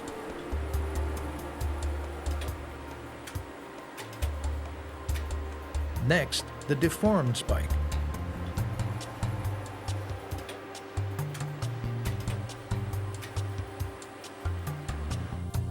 Then the scans were compared. This represents a normal tail spike. You can see the dense outer bone represented here. The bone marrow is in the center. This is a pathologic spike, and you can see the dense outer bone, but the bone marrow is no longer where it should be. In the infected spike, the honeycomb structure of the inner bone is gone, a clear indication that it was not crushed by rock, but destroyed by bacteria before the creature died. Now Carpenter can be quite certain the stegosaur suffered from osteomyelitis, possibly caused by a broken tail spike. But how did the dinosaur break its spike in the first place? It may have been a casualty of war. The weapons and armor of stegosaurs are clear to see. But dinosaur expert Bob Bacher has drawn some conclusions about the defenses of sauropod dinosaurs other than size that aren't quite so obvious. He claims to have uncovered the secret of how the sauropod he calls Brontosaurus protected itself. I'm standing in the unprotected underbelly of Brontosaurus. Right here, there's no bone, there's no cartilage, and above me would be this huge vat of sloshing digestive fluids. We had thought that if you bit Brontosaurus here, you could kill it. We thought that if Brontosaurus sat down hard on a rock back here, could injure its abdomen, but we were wrong. We have just found the first perfect set of Brontosaurus belly armor, rods of bone, up to 3 feet long, which were embedded in the belly muscle, right up here. And these rods of bone have big knobs on them, proving there were strong ligaments in the belly muscle. This would give Brontosaurus the strongest abdomen of any animal that has ever lived. If you were a meat eater and tried to bite here, you'd break your tooth. If you're a meat eater and jabbed a claw in here, it would pull out. And if you're a Brontosaurus, these belly bones and muscles would keep your great sloshing gut stiff and firm if you wanted to move fast left or right, or if you wanted to stand straight up. You see, with a gut protected and stiffened like this, a Brontosaurus could go from all fours to straight up in a few seconds. But a Brontosaurus was huge. So strong belly or not, lifting its body off the ground required a few fancy tricks with leverage. Brontosaurus has a strange set of balancing organs. Now, the neck was hollow. All the bones were hollow. And here would be the lungs full of air. But you get back here, and it's all fluid-filled gut. And then, the mother of all rumps, these gigantic hip bones and thigh bones surrounded by muscle. With its light front end and heavy rear, a Brontosaurus was like a seesaw, with the weight on one end. Tilting its front end up was no problem. The animal's designed to go up, and go up quick. Why would you want to tilt up? Well, this is a plant eater. It lived in an environment where the summers were dry, nothing to eat at ground level. But there'd still be leaves, green leaves, on trees, tall trees. By tilting up quickly, you can access foliage that no other plant eater could get. With its massive legs and long neck, Brontosaurus could reach perhaps 40 feet high. But that flexibility came with a price. This is the front end of Brontosaurus, and there are two problems here. They're related. Number one, the body is designed to tilt up. That's true. How are you going to get blood from the heart way up to the head? Seems impossible. Problem number two, this animal has a tiny brain, a smaller brain than its ancestors. Brontosaurus evolution was dumbing down. Are the two problems related? Yeah. See, Brontosaurus would survive better if it could rear up and get those plants. The only way to get those plants would be to remove the need for blood to be pumped up to the head. How are you going to do that? eliminate the brain. In this case, reducing the brain was adaptive. Little brains don't need a constant flow of blood. This is a high-tech, successful 40,000-pound moron. Perhaps, but not everyone agrees. There's an alternative theory. It goes like this. Brontosaurus had a heart so big it could pump blood up at the velocity of a fire hose. It could get that blood way up to the head, even when the head was held really high. But what would happen when the Brontosaurus lowered its head? The rush of blood would blow the skull off the rest of the skeleton. We may never know for sure how much heart a Brontosaurus had, but we do know that its kind were huge.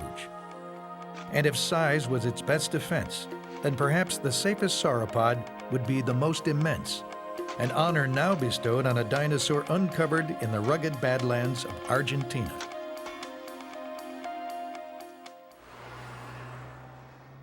Below the equator, in a region of Argentina known as Patagonia, lies the small town of Plaza Juncal.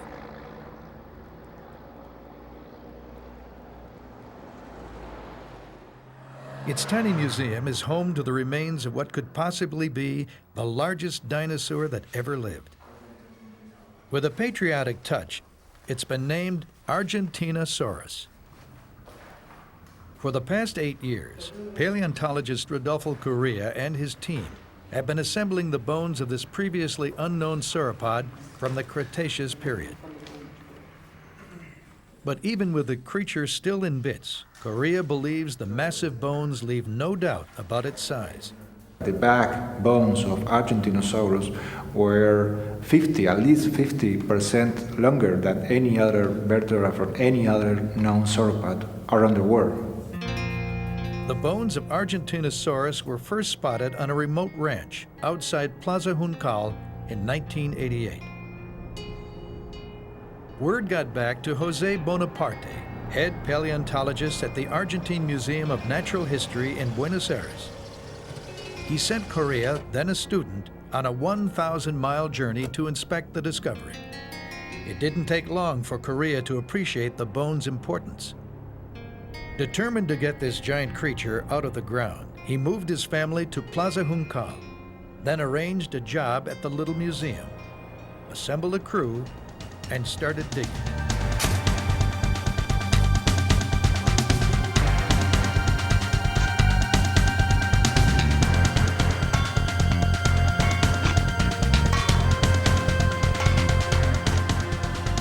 After many months of hard labor, he and his crew freed enough bones to begin taking them back to the museum.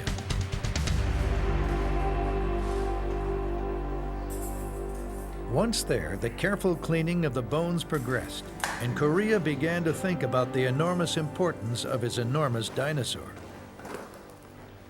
Argentinosaurus, it seemed, had become the latest in the series of discoveries of the most gigantic dinosaurs.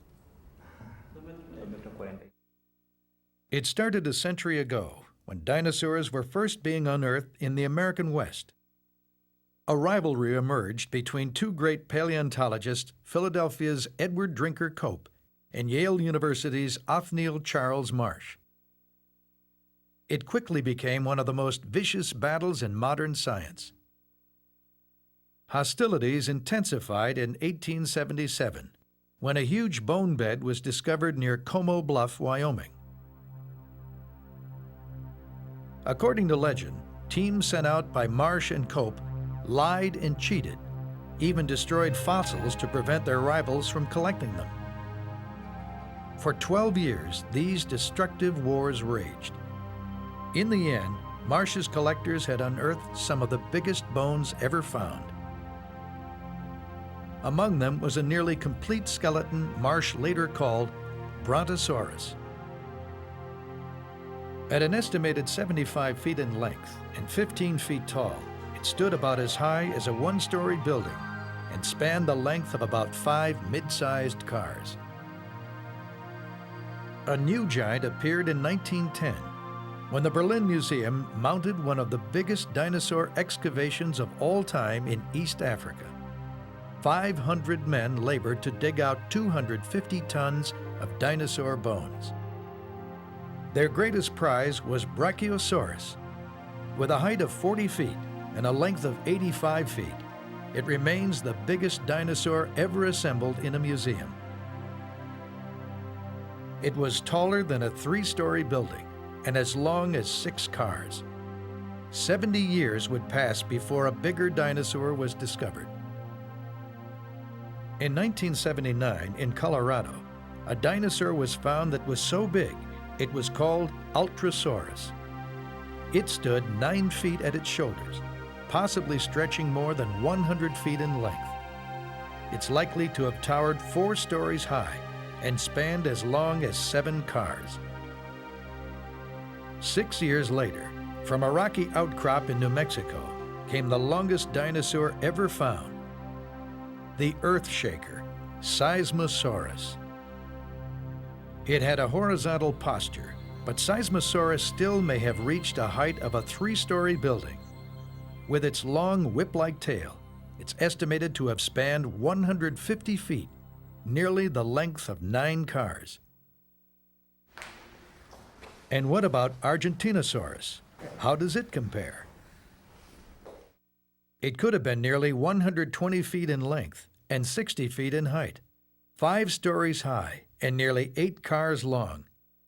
In overall size, Korea believes Argentinosaurus to be the biggest dinosaur ever found.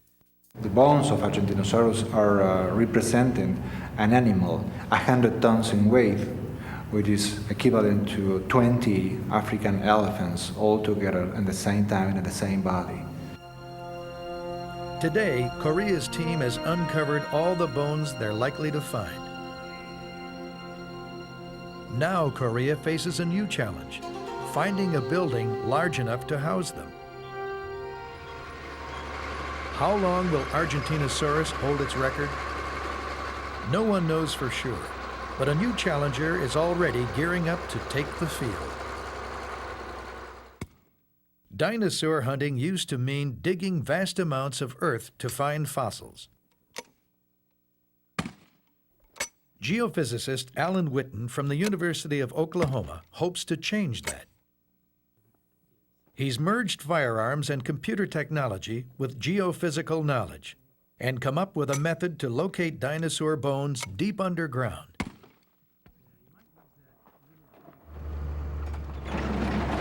Witten has come to help a colleague find the remains of a giant sauropod from the early Cretaceous, about 110 million years ago. It might be a future record breaker, but they need to find more of it to be sure. And by the time we get out there, here in southeastern Oklahoma, paleontologist Richard Cifelli and his team have already dug out 3 gigantic neck bones. Our guess is that this bone here is about the 7th bone down in the neck, sort of towards the middle of the neck series. And it's a good deal larger than Brachiosaurus. I mean, this is a lot bigger than Brachiosaurus, which is a huge, huge animal. So this could rival the very biggest of described dinosaurs. So how y'all making out down here? But just when Cifelli thought he might be on his way to discovering the biggest dinosaur ever, his luck ran out. We found this neck, and then it just abruptly came to an end. And so we're missing the vast majority of this huge, huge animal. Where is it? You can't just dig forever. It's just not practical. It was time to call in Alan Witten and his gear. First, the overlying soil must be scraped away and the ground flattened. Then Witten can start looking for more bones. He uses a huge 8-gauge shotgun mounted on wheels. When fired, it sends sound waves into the earth. The vibrations are detected by an assortment of buried microphones. Sound waves travel more quickly through the dense bone than the sandy soil, so they arrive at the microphones first. A computer analyzes the patterns of waves, then reveals the location of the underground objects. With his device, Witten might just be able to tell Cifelli where to dig next. What I'm planning is to run the gun down the tape measure in this direction, shooting it every 2 feet, and what we'll get is a vertical slice, an image of a vertical slice right below this tape measure. Is that all right? With the array of microphones in place and signaling to the computer, Whitten begins. His assistant stays with the computer to confirm transmission. Now, what do we have? Even with help from technology, it's hard locating dinosaur bones deep underground. But Whitten won't give up so easily. He's brought along other devices. One of the most promising is ground-penetrating radar, or GPR. It's been used for years in archaeology, but now it's being adapted to paleontology. Instead of sound waves, GPR beams radio waves into the Earth. Radio waves respond to the chemical composition of an object instead of density, and the results are easier to read. If the waves hit an object underground with the chemical composition of bone, they'll bounce back to the surface, showing up as an isolated blip on the computer screen.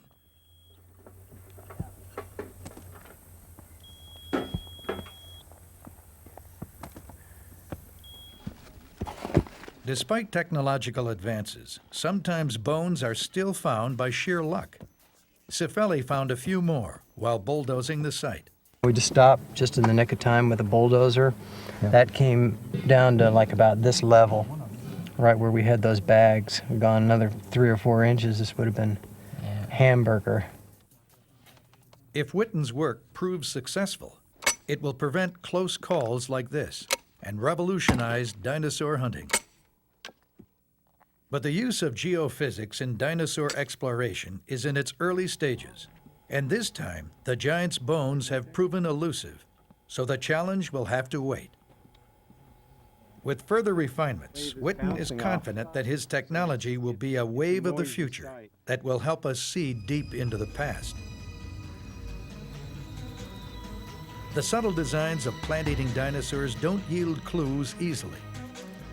But today's technology has aided in piecing together the adaptations and behaviors that allow them to flourish in a world of vicious predators. In the end, it's the energy and imagination of men and women that have helped us to better understand these unique dinosaurs and recreated a world that was lost millions of years before the first human walked the earth. Today, the bones of perhaps only 1% of all the dinosaur species that live have been uncovered. Imagine what's still waiting to be found.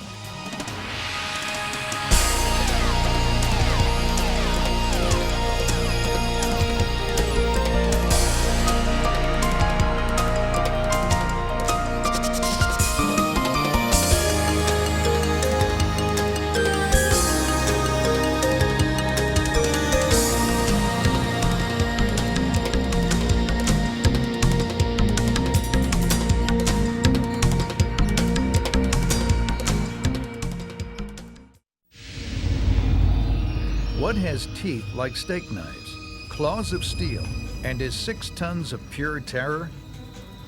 T-Rex, the ultimate killing dinosaur. This team of diggers has found more T-Rexes than any other. As they probe inside its skull, they find what's on its mind. Dinosaur hunters in Argentina have discovered a killer that's even bigger than T-Rex. But was it as ferocious? A bone bed in Wyoming reveals a tender side to the grizzly allosaurs. They may have had family values. A dinosaur digging family has unearthed the baby they call Bambi.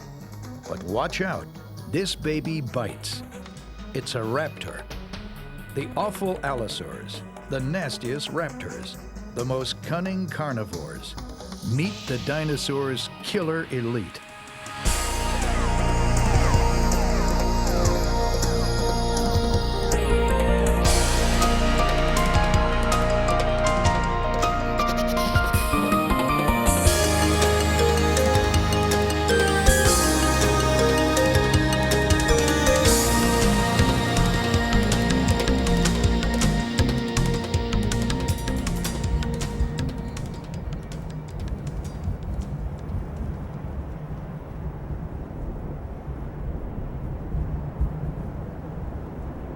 In the desolate badlands of South Dakota, a team of diggers searches for something nearly as precious as diamonds.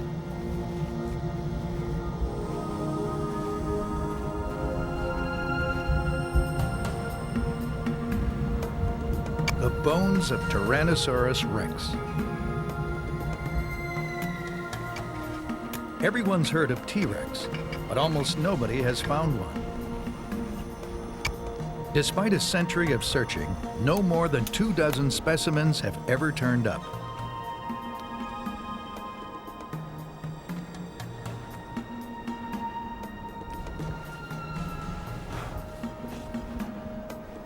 But this team has found more T-Rexes than anyone else.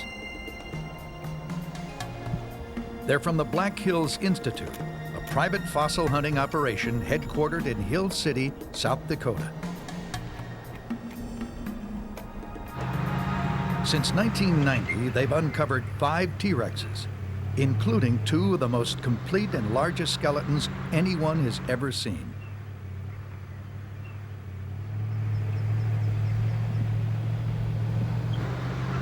Three years ago, they found the first fragments of a T-Rex they nicknamed Duffy. This year, they're back to recover the rest of this once mighty meat-eater. Tyrannosaurs were armed with slashing claws and jaws bristling with 6-inch serrated teeth. They belonged to a group of meat-eating dinosaurs called theropods, meaning beast foot. Common features were a 2-legged stance and 3 main toes on their hind feet. Some were as small as chickens, but an adult T-Rex weighed in at 6 tons, a bit more than a modern bull elephant. They lived near the end of the dinosaur era, the late Cretaceous, from 80 to 65 million years ago.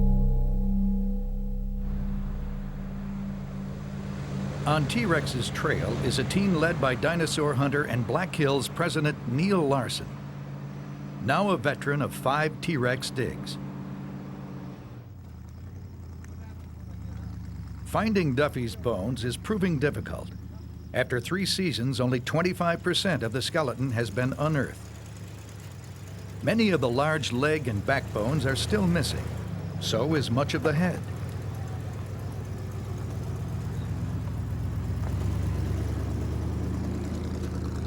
This year, Larson hopes their luck will change.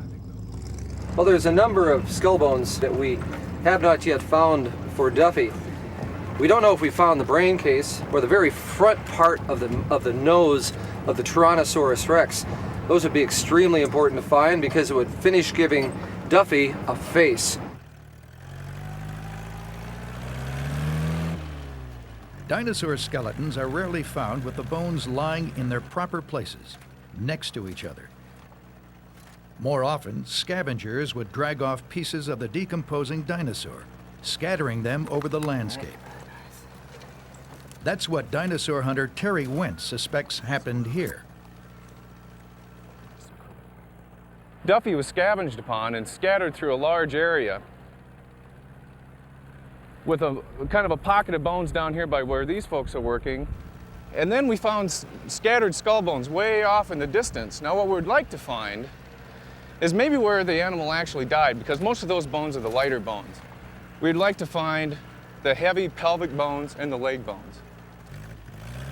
With no way of telling where the rest of Duffy lies, or even if it still exists, Wentz's crew starts by scraping away layers of topsoil.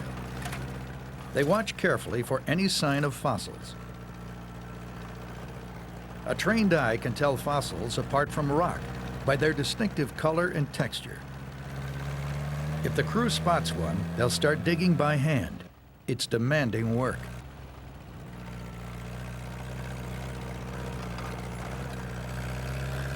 Soon the team uncovers an exciting fossil, but not a dinosaur. They found the remains of a giant sequoia tree. It testifies to how drastically the parched badlands have changed since T-Rex's day, when they were covered by a lush forest. Deep in this forest, 68 million years ago, a tyrannosaur died. Scavengers moved in, ripping away its rotting flesh and scattering its bones. Eventually, the earth covered them up, locking them underground for millions of years. Today, rain, snow, and wind have eroded the ground, and the bones lie just beneath the surface, waiting for the Black Hills crew to uncover them again.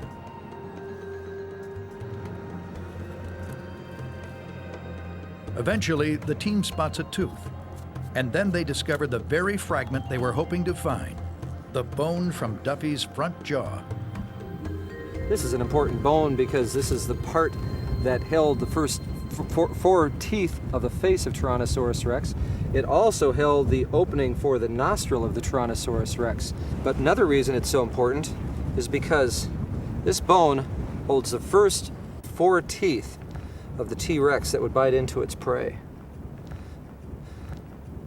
This is the front of a skull tooth. What's really neat about this tooth is that the tooth broke off in life, and then it kept using it even after it chipped it and even polished the face of it. It probably broke its tooth fighting another Tyrannosaurus rex or biting into the bone of another dinosaur. Digging up Duffy's bones is just the first step. Now they must be taken back to the Black Hills lab, where they'll be cleaned and studied.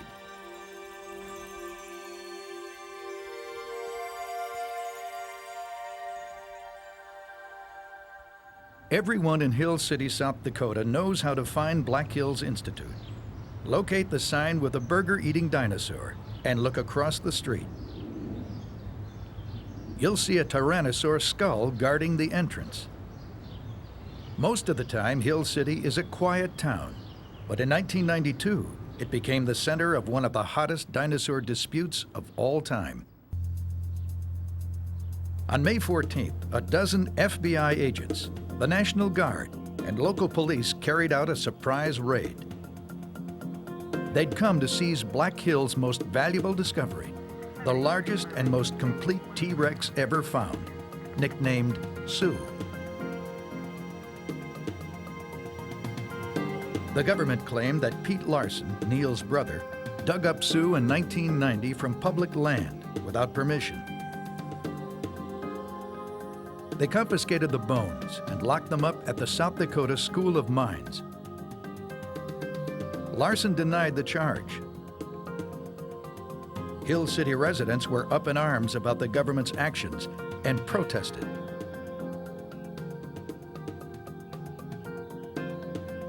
It didn't help. Pete Larson went to trial. He was acquitted on the charges related to Sue, but was handed a brief sentence for failing to fill out customs forms concerning imported money. In 1997, Sue was turned over to Sotheby's for auction. And I begin with a bid of $500,000, Deputy. Black Hills tried to buy her back, but was outbid.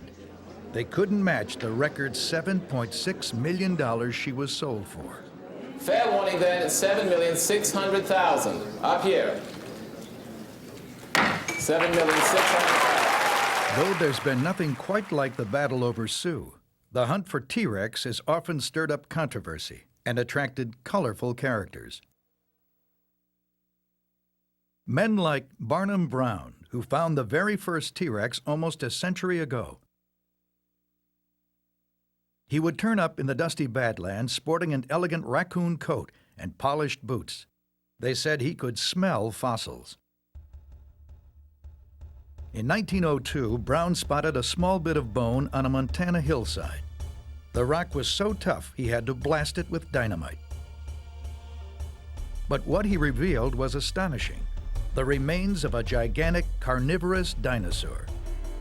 At the American Museum of Natural History, where Brown worked, they unpacked the stupendous fossils and dubbed the new find Tyrannosaurus rex, the tyrant lizard king. Eventually, Brown found another specimen, while the museum assembled the first ever skeleton of a Tyrannosaurus. The legend of the killer T-Rex was born.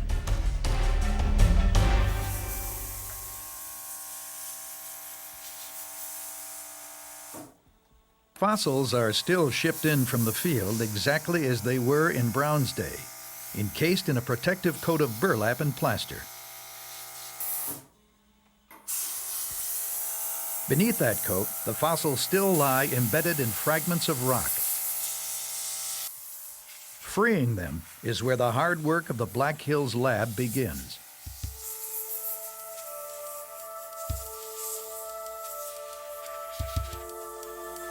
It's a painstaking job.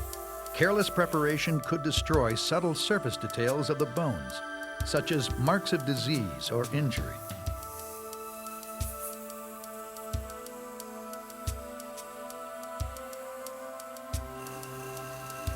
So the Institute has developed a new technique for eliminating the final layer of rock without damaging the bone. It's like a gentle form of sandblasting, but instead of sand, they use baking soda. The soda particles are softer than the fossil bone and won't damage it.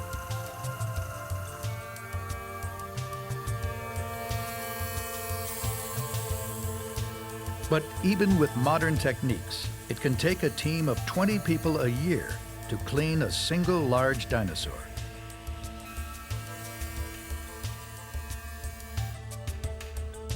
Of the hundreds of bones in a complete tyrannosaur, none are more intriguing than the skull.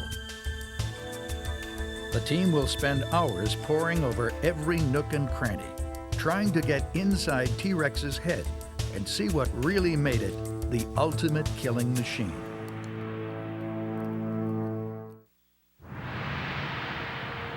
It's 68 million years ago, and T-Rex is on the move. It's picked up the scent of its prey. But is it a mindless marauder or a cunning killer? Though we can't put ourselves inside the mind of T-Rex, we can get inside its fossilized skull. Neil Larson of the Black Hills Institute has studied the brain case and the subtle clues it reveals about T-Rex intelligence. This is the inside of the brain case of a Tyrannosaurus rex. By studying the different nerve endings and looking at the outside of the skull, we can see and figure out how large the brain case of the Tyrannosaurus rex is. This is a cast of a brain from a juvenile Tyrannosaurus rex. An adult T-Rex would have a brain about twice this size. Even though the Tyrannosaurus rex had a large-sized brain, it was not as large as a human's. The purpose of the brain was to serve for reflexes, so it could hunt, so it could fight, so it could sleep and figure out if it was hungry, and for mating. But it did not have the mental capacity that it needed if it was to look at the stars and wonder what was going to happen next. It didn't have to appreciate good music. All it had to do was survive in a world of dinosaurs. While T-Rex was no intellectual, its brain was larger than any of today's reptiles, and it was bigger than almost all other dinosaurs, like the plant eaters it tracked down. But just how well that brain could perceive the world around it is a matter of debate. Neil Larson thinks T-Rex had vision that allowed it to home in on its prey. Tyrannosaurus rex had large eyes and binocular vision, eyes that face forward. Unlike plant eaters whose eyes were off to the side, Tyrannosaurus rex eyes looked straight ahead at what it was after, just like that of eagles and like that of the world's greatest predators, humans. It could follow its prey, and it also had depth perception, so it knew exactly what distance the prey was. Other scientists aren't so sure T-Rex could see in 3D. While its eyes did face forward, its deep snout may have limited the overlap in vision needed for 3D. But one thing no one argues about is the effectiveness of its teeth, 60 of them in an average skull, and longer and stronger than those of any other dinosaur. Well, we've always heard that the teeth of Tyrannosaurus rex were knife-like or dagger-like and strongly serrated. Well, yes, they are serrated, and the serrations are used for cutting through the meat. They're round in cross-section, they're round in shape, so that as the tooth goes through the meat and meets the bone, it can punch right into the bone, thereby crushing it instead of, if it was flat, breaking off. With its large brain and bone-crushing teeth, T-Rex was long thought to be the most fearsome killer that ever lived. But a new discovery may topple T-Rex from his throne. In 1993, in the Badlands of Argentina called Patagonia, a chance discovery turned up the remains of a predatory dinosaur that may be even bigger than T-Rex. It was found by car mechanic and fossil hunter Ruben Carolini. He lives near the little frontier town of Plaza Juncal, 700 miles southwest of Buenos Aires.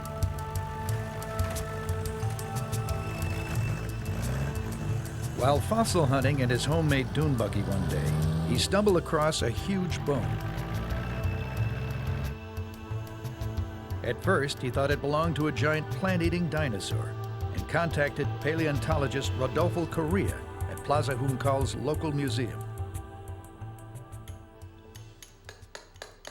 Correa and a colleague inspected the bone and quickly realized it didn't belong to a plant eater, but to a giant carnivore.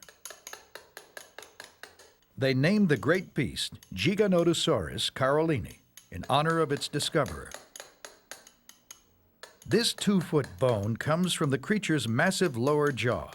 The complete skull is 6 feet long, the longest of any dinosaur ever found, and a foot longer than T-Rex's. In March 1996, less than 2/3 of the creature had been recovered. Parts of the jaw and tail, as well as the front arms and claws, were still buried, leaving many questions unresolved. So Correa and his crew of 5 set out on the final lap of their momentous search for the biggest meat eater of all.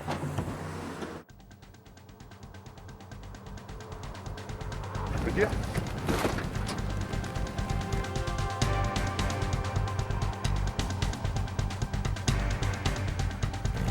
Never passing up a chance to find more of his discovery, Carolini joins the expedition.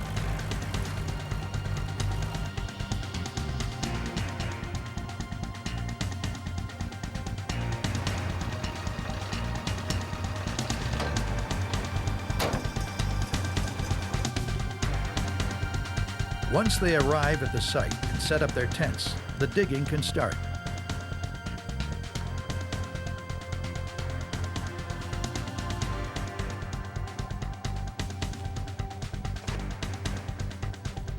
Helping the team is visiting American dinosaur hunter Nate Murphy.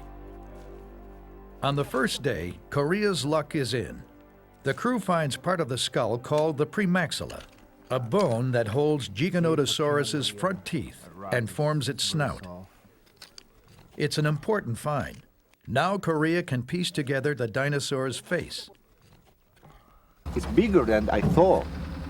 It's kind of a Jimmy Durante of theropods. Right. Big. Right. Big nose. It's the last missing piece from Giganotosaurus's 6-foot-long skull, and a face they won't forget in a hurry. It definitely wouldn't have won any beauty contests. Would have made T-Rex look like a prom queen. The nasal bone would be this, in essence, to us. So we've got this big, ugly nasal processes running right down to the opening of the nose. You know, just gnarly, bumpy stuff. And then these huge teeth hanging out. I'll tell you, it'd be your worst nightmare. This thing is ugly.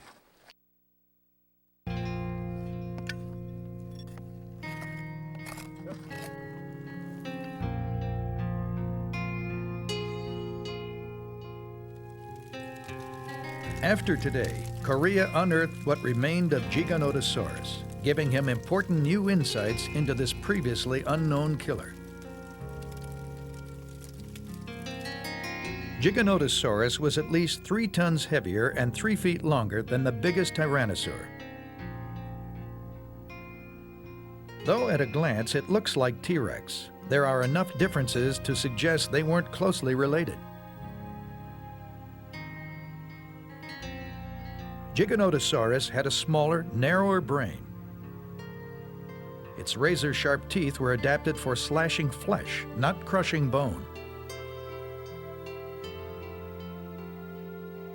With its thicker bones and massive tail, it may have been a more powerful fighter. But the two would never have battled face to face.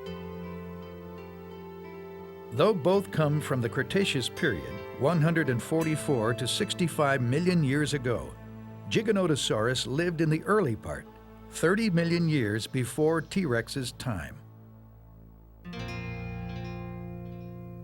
Giganotosaurus has emerged as a truly remarkable beast, a grotesque killer even larger than T-Rex. But perhaps Korea shouldn't be surprised by his creature's uniqueness. Dinosaurs, unlike any others, keep turning up in Argentina.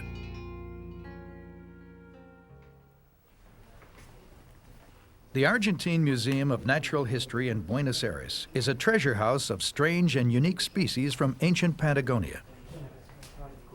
For the past 30 years, it has been the home base of Argentina's most celebrated paleontologist, José Bonaparte.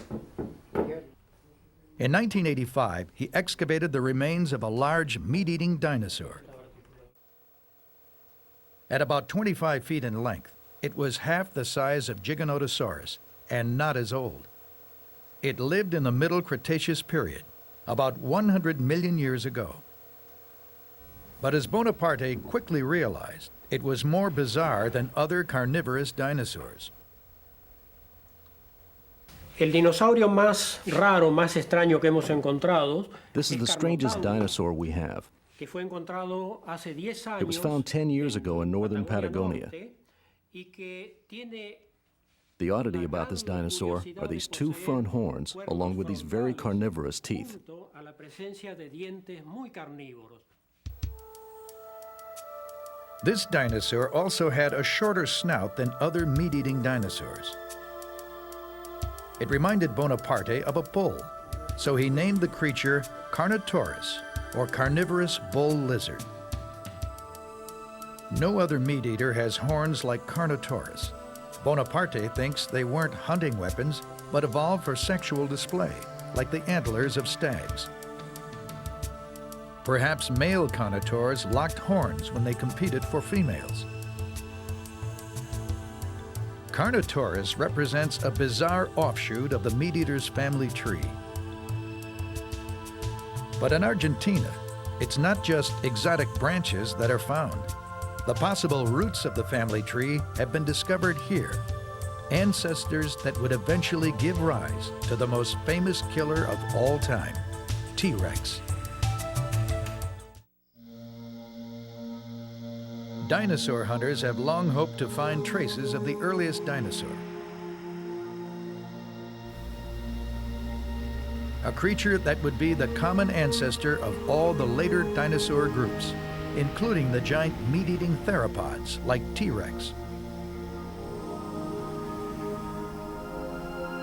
To hunt for dinosaur origins, they come to Ishigualasto, the Valley of the Moon.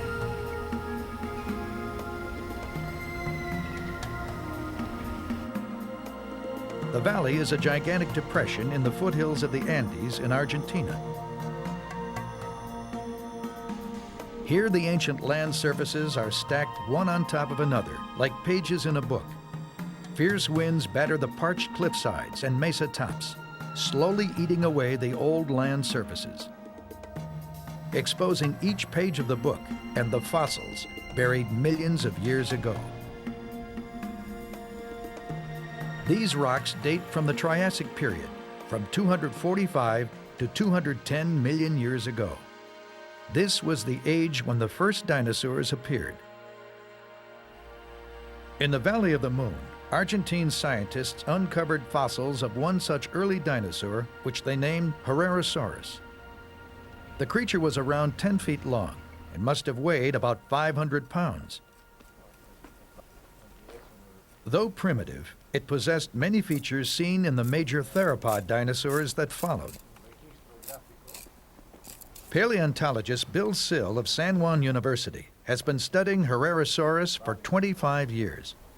Herrerasaurus a primitive carnivorous dinosaur. You have the high, narrow skull, big eyes, and notice that all of the strength of the muscles of the jaw were straight over the teeth, which meant that all of the muscle power went directly to the teeth. And on top of that, he had a free forelimb. He was bipedal, so his forelimbs were used for grasping, raking, tearing apart the prey. Look at the size of those claws. Before the time of Herrerasaurus, most large land animals were low-slung creatures that resembled crocodiles. Herrerasaurus looked entirely different. Changes in the structure of its ankles and hips allowed it to walk upright, a bipedal body plan that was to reappear in all later meat-eating dinosaurs. The femur, that's the leg bone. Now look at that, the knee joint and the hip joint allowed him to stand completely vertical, which means he was not only bipedal, but all of his legs were rotated under the body. That means speed and agility. So this fellow would have been like a two-legged tiger going across the plains hunting prey. With Herrerasaurus, the earliest forms of the killer dinosaurs' deadly weapons had appeared. Over millions of years, its descendants evolved their own unique killing strategies.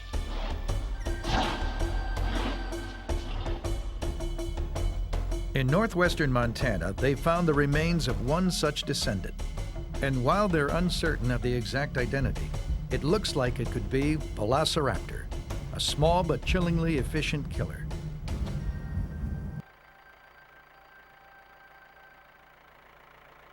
The discovery's been made by an unusual dinosaur hunting team, a family named the Linsters. Each summer, the Linsters pack up their camper and drive out to a ranch for a unique kind of vacation.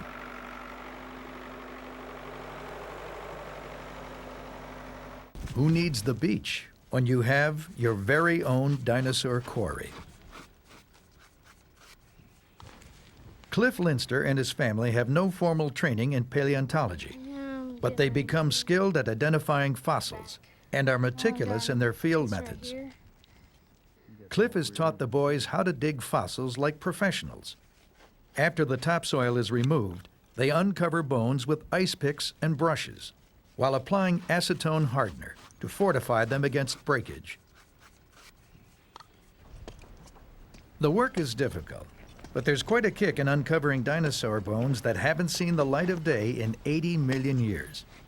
And occasionally, like most families, they can't resist a chance to joke around. Like the time Wesley found the skeleton of a ground squirrel. After carefully painting it black, he told Dad it was a dinosaur bone. One day, our second boy came to me with this little bone here. We looked it over, we couldn't identify it, and from there we went to the Black Hills Institute, and the first guy we showed it to there got a big smile on his face and dug out his book and said, "Oh, this is a squirrel bone." It is. It's a ground squirrel, common gopher, painted with magic marker, super glued. Good job of faking. But practical jokes can backfire. A few days later, Wesley uncovered the real bones of a small dinosaur. We came up to move some overburden, and I got down a little too deep, and I rolled out a dirt clod, and it had the small jaw in there that I could tell was carnivore after I looked at it for a while. So after I found that, I ran down the hill and found my mom. When he first told his mother, she didn't believe him. She thought he was just playing another joke. But soon it was clear that Wesley had found the remains of Velociraptor, or a very close relative. Even more exciting, the bones were tiny. This was a baby dinosaur. It was no more than 3 feet long and 18 inches tall, about the size of an eagle. Because the bones were so immature, it was hard to be sure of the exact species. The Linsters named it Bambi. When the family showed the bones to paleontologist David Burnham, he instantly recognized the importance of their discovery. pound for pound, this little guy was dynamite. And these bones are so important because the fossil record for small theropods is very rare because the bones are lightly built and therefore don't usually preserve very well. Bambi and its parents are part of a group of dinosaurs from the early Cretaceous, commonly called raptors. Lightly built, they probably leaped feet first at prey, using their stiff tails for balance and their retractable toe claw to rip open flesh with a single stroke. Though little is known about their behavior, one site revealed 5 skeletons buried together, hinting at a frightening idea. These quick and deadly dinosaurs may have run and hunted in packs. With Bambi, we may learn even more about raptors. The Leinsters managed to find 90% of the skeleton, making it quite possibly the most complete of its kind ever found. The Leinster family's discovery is raising other questions. Appropriately, they concern dinosaur family life. How was delicate young Bambi cared for and protected? Who caught its food? A provocative answer is emerging from a collection of scarred bones found by a Sherlock Holmes of dinosaur sleuthing.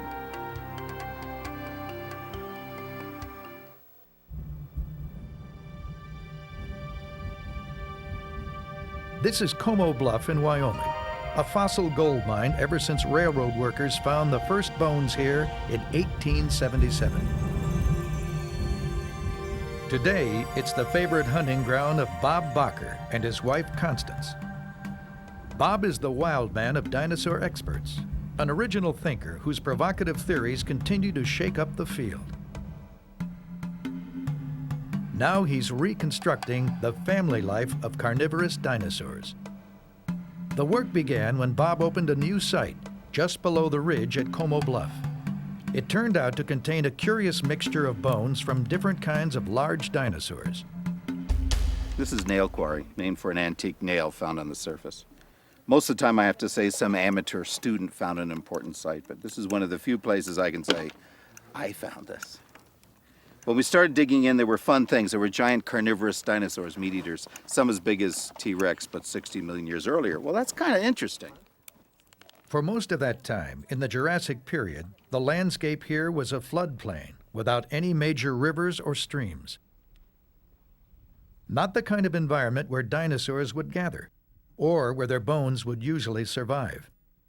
Something else must have brought them to Como Bluff. But what? As Bacher dug into the quarry, the mystery deepened. He found the bones of more and more different kinds of dinosaurs, both plant eaters and meat eaters. There are 4 species of giant carnivorous dinosaurs here. That's interesting. There's a rich fauna of meat eaters.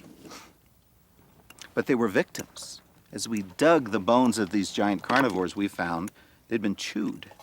These weren't eaters, they were eatees. And they were chewed, they were gnawed.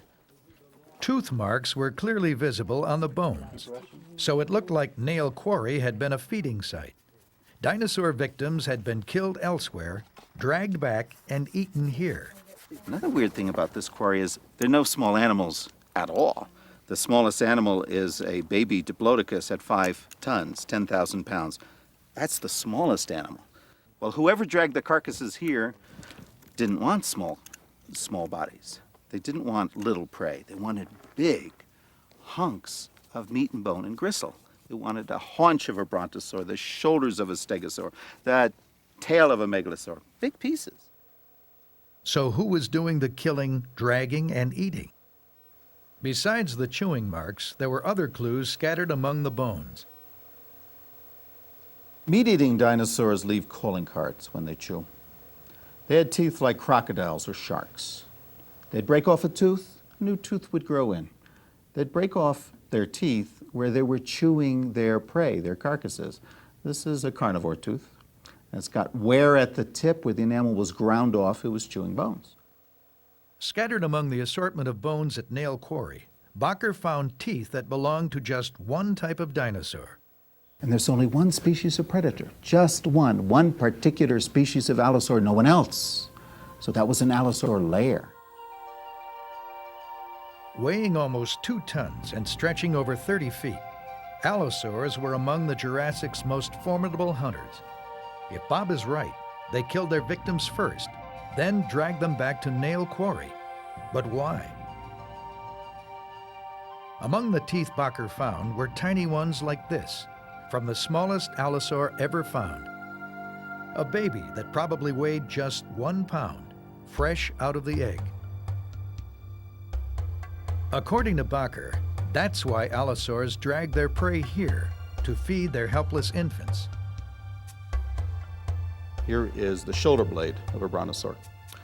And cutting across it are tooth marks left by carnivores who were gnawing away the flesh. Those are pretty deep. That's from a medium-sized allosaur, maybe 1,000 pounds. But here are wee little ones. Those are so small, they only match those tiny baby hatchling allosaurs. So the scene is there's mother and half-grown allosaurs chewing, and over at this corner, the little baby. Before Bakker's discovery, nest sites of only plant-eating dinosaurs had been found, together with evidence of parental care. But many paleontologists assumed that carnivorous dinosaurs were solitary killers who didn't look after their young. Now, bones from Nail Quarry are changing that view. Even the fiercest dinosaurs, it seems, became caring parents when they got back home. If you're a baby lion, you're not fed rabbits. You're not fed chipmunks. You're fed hunks of zebra. You're a baby lion. Mother brings you a piece of zebra, big piece.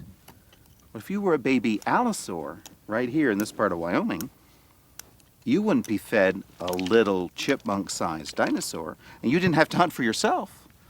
You just had to wait for mom, maybe your aunt, maybe dad, to drag in the latest 2-ton hunk of meat, and then you could sit right here and gnaw to your little baby allosaur's heart's content. In his reconstruction of the allosaur feeding site, Bakker's passion for understanding how dinosaurs behaved is evident.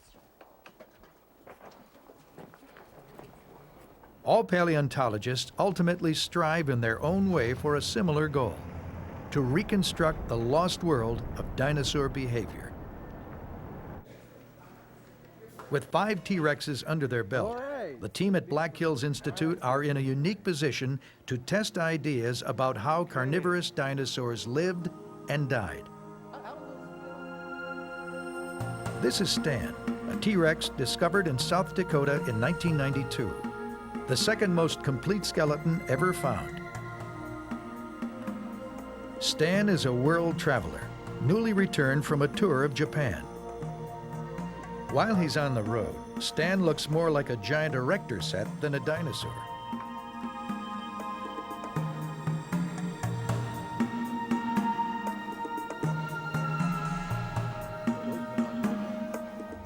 That's because he's designed to be taken apart and fit into a collection of wooden crates, then slotted back together when he reaches his destination.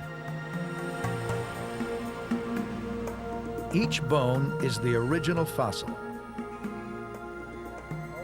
Black Hills has used all of its knowledge of T-Rexes to restore and mount Stan. Anatomically, he's probably the most up-to-date version of a T-Rex in the world today.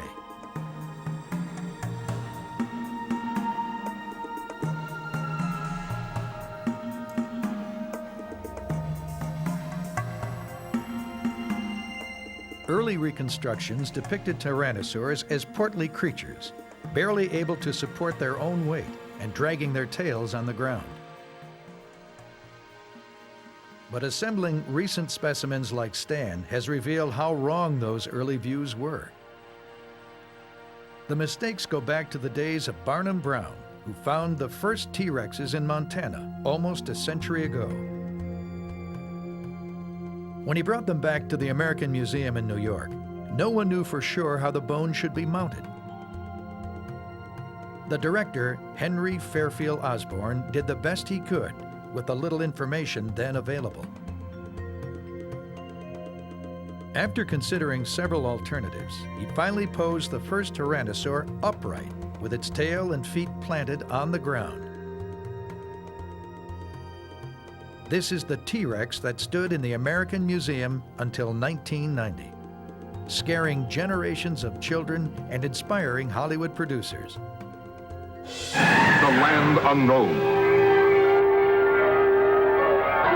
Could man have survived in the dinosaur age of mighty monsters? Shudder at history's most ferocious killer, Tyrannosaurus Rex. But according to Black Hills Institute's Neil Larson, the museum got it all wrong. 80 years ago, when scientists mounted the first Tyrannosaurus Rex, they mounted it like this toy, and like they did all toys ever since then. They mounted it standing on two legs, resting on its tail for a balance. They couldn't figure out how T-Rex, being a bipedal animal, could stand on the two legs without falling flat on his face. But the more complete Tyrannosaurus skeletons unearthed in the 1990s are helping dinosaur experts rethink T-Rex anatomy. It seems they had no problem balancing on their back legs and didn't drag their tails. A V-shaped bone straddled the vertebra and limited the tail's up and down motion. Locked high off the ground, it counterbalanced the creature's massive head. And with that counterbalance, he did not fall flat on his face. He could stand, he could walk, he could run at breakneck speed, chasing down his prey with that tail stretched out right behind him. And so was born a new T-Rex, the sprinting killer, with a top speed of 40 miles per hour, according to Larson. But could this be just another T-Rex myth? Could T-Rex really sprint up to 40 miles per hour, as its revised posture suggests?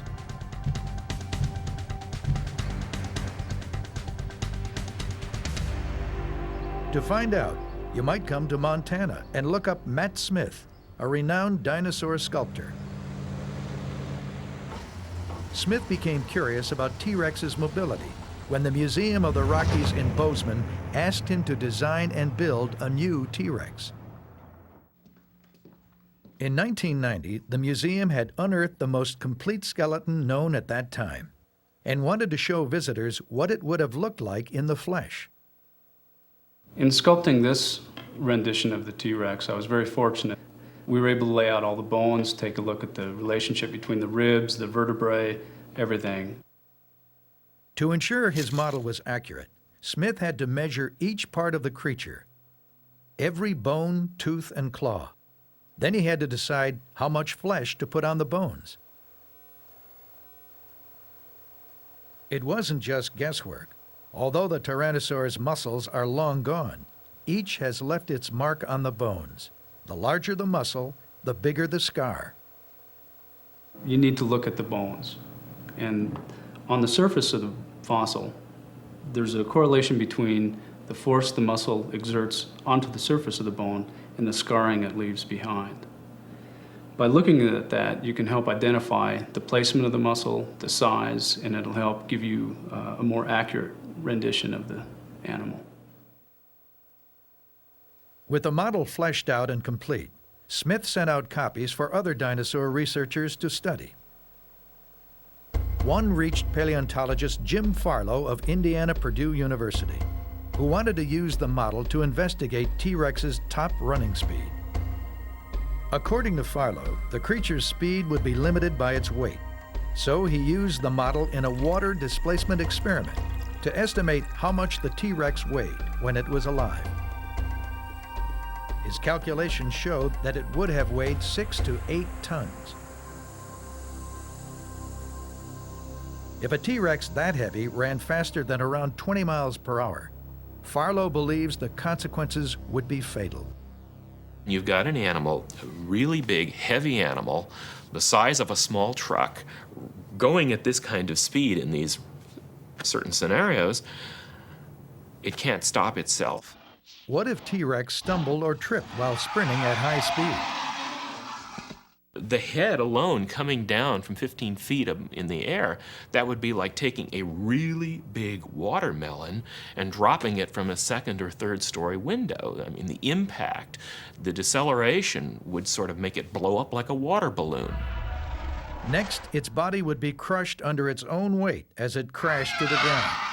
Internal bleeding, broken bones, punctured lungs. I just don't think it likely that the animal would have engaged in that kind of activity, even if the leg bones had been capable of supporting it. The risk strikes me as just too great. Not everyone accepts Farlow's view, but a T-Rex running at even 20 miles an hour would be terrifying enough. Though tripping may have been disastrous for T-Rex, it wasn't the only danger large carnivorous dinosaurs faced. As scientists scrutinize the bones of meat-eaters, the truly violent nature of their world is appearing. At the Black Hills Institute, dinosaur hunter Terry Wentz examined Sue before she was locked away by the FBI. He recalls injuries he found in her bones. Well, Tyrannosaurus rex had a very violent, hard life. I mean, they fought a lot, and we can tell that because of the things we found with, like Sue, for instance, the Tyrannosaurus rex from Faith area. When I was working on the rib, one of the ribs had a big mass of extra bone growth on it. Real weird looking. It didn't look like a rib at all. It had just a big mass of bone on it, extra bone, from an injury. Way down inside of that injury was a piece of Tyrannosaurus rex tooth. That rib had been bitten into by another T-Rex. And she also had another very interesting injury that astounds scientists when they see it. That is, she had a broken leg. And Sue survived that injury. It actually healed. With a broken leg, Sue could not have hunted for food. Perhaps a mate fed her while she convalesced. Could a fearsome T-Rex also be a kind partner? Maybe, but in the end, it was another tyrannosaur that caused Sue's death. The last injury that Sue had didn't heal. She was literally bitten in the back of the head by another T-Rex, and it killed her. He bit in the back, crushed her skull on top, and just ripped out the lower jaw. It was just ripped right out, and you can kind of tell it looked like the flesh on the front of the jaw actually held it in place, but the whole back of the jaw was just ripped right out.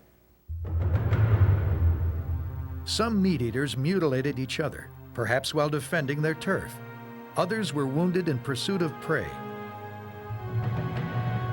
Bob Bacher has found evidence that the mightiest hunters of the Jurassic period, the allosaurs, faced menacing adversaries.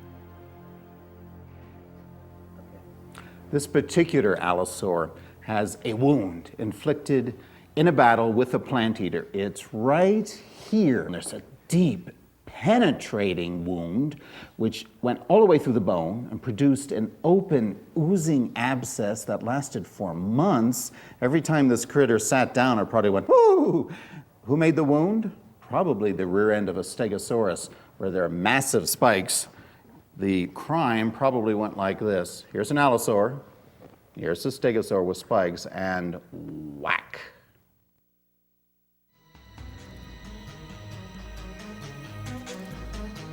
As the slow work of freeing their secrets from the rock continues, the true lives of the meat-eating dinosaurs are coming to light.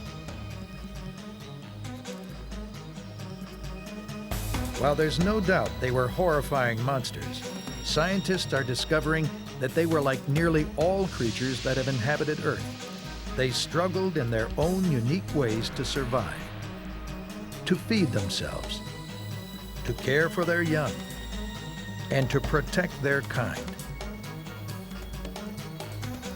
As more new discoveries are made and more bones interpreted, the killer dinosaurs are becoming more fascinating than ever.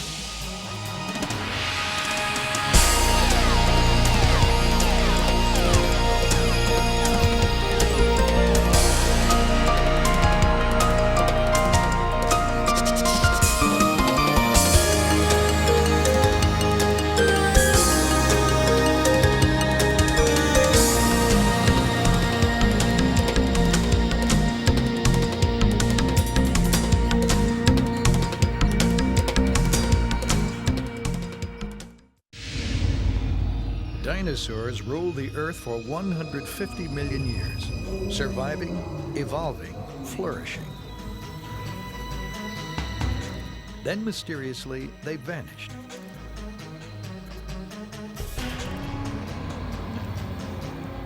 To find out why, scientists search the void of outer space. They comb the hot sands of the desert.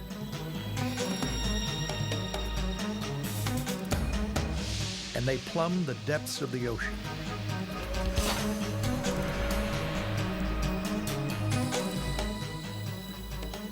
Some believe the answer is locked up in chunks of amber. Everywhere they look, they're finding compelling clues about why the Earth was once ruled by dinosaurs. And then there were none.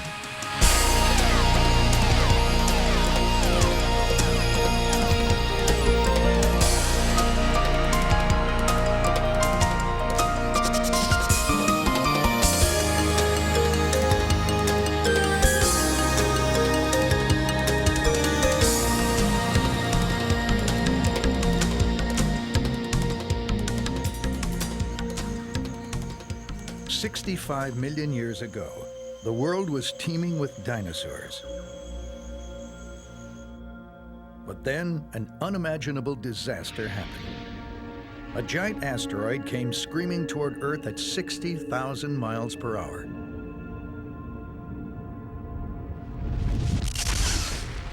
It burst through the atmosphere and smashed into the planet.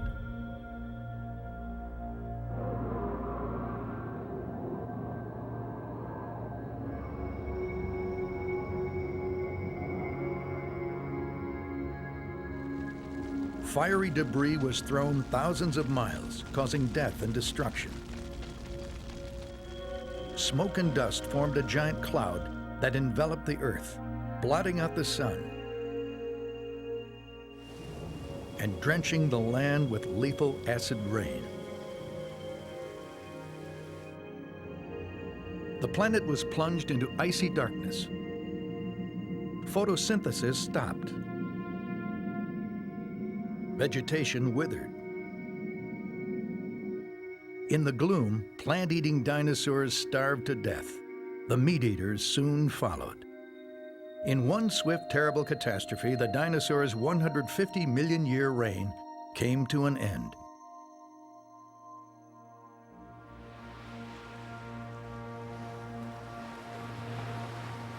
It's a compelling story and a popular notion. But is that the way it really happened? Many scientists believe it's only part of the story. They feel that an asteroid impact alone couldn't have caused the extinction of the dinosaurs. Their quest for a hidden lethal factor behind the extinction has led them to look in the most unlikely places, even the bottom of the ocean. Today, a research team is heading toward the coast of Mexico on board Juárez Resolution. Once an oil drilling ship, now converted into the world's biggest and most technologically sophisticated floating lab. University of Rhode Island oceanographer Haraldur Sigurdsson is taking his team close to the site of the asteroid impact, now partially buried beneath the sea. He's convinced that the only way the blast could have wiped out the dinosaurs was if it struck extremely rare terrain. To prove it, he's searching for something peculiar in the sediment where it hit, something that made the effects of the explosion more deadly to the dinosaurs than the impact itself. The team will use the ship's massive drill probe to bring up narrow columns or cores of sediment from the ocean floor. Each core consists of dozens of seabed layers that accumulated gradually over millions of years.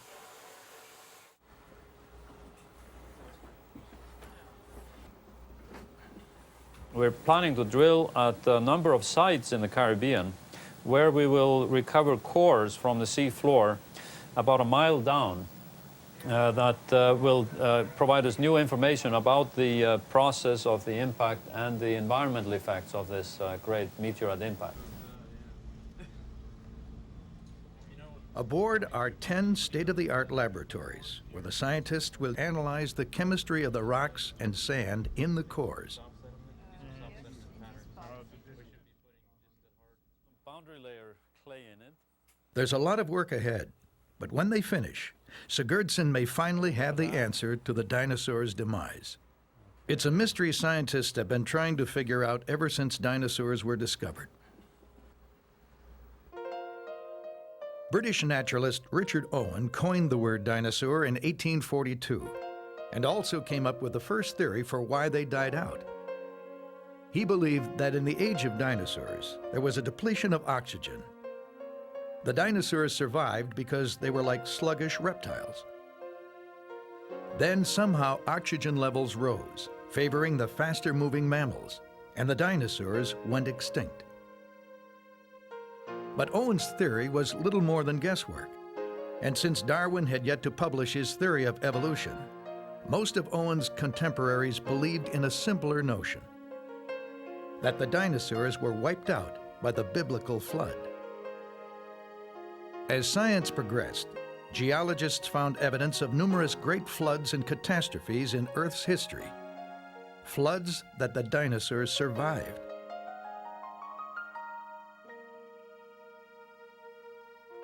At the turn of the century, another idea emerged, that the dinosaurs, like all other extinct creatures, were meant to die out and give way to more advanced forms.